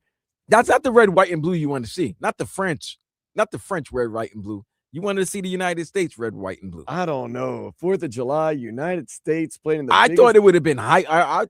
But if they lost, it would have been bad. I understand, but you got to ride that wave, man. You got to take that risk sometimes. I hear you. I'm just shocked that they didn't schedule it in a way where, I don't know, you can't guarantee everything, but you can kind of forecast. But you can forecast it. But I would have figured out a way, even during the group stage, when I realized, the U.S. is going to win their group, I would have figured out a way to make sure that they play their round of 16 game on the 4th of July. I'm just saying, we all know that things happen. I think that would be pretty sweet, man. I think any country playing on their Independence Day or their National Day in the biggest game going would be pretty sweet. But we'll wait till Monday, 8 o'clock. Lunes. Lundi. Ocho. Oh. Les 6. Yes. Les 6. Les 6. And Monday's a big day.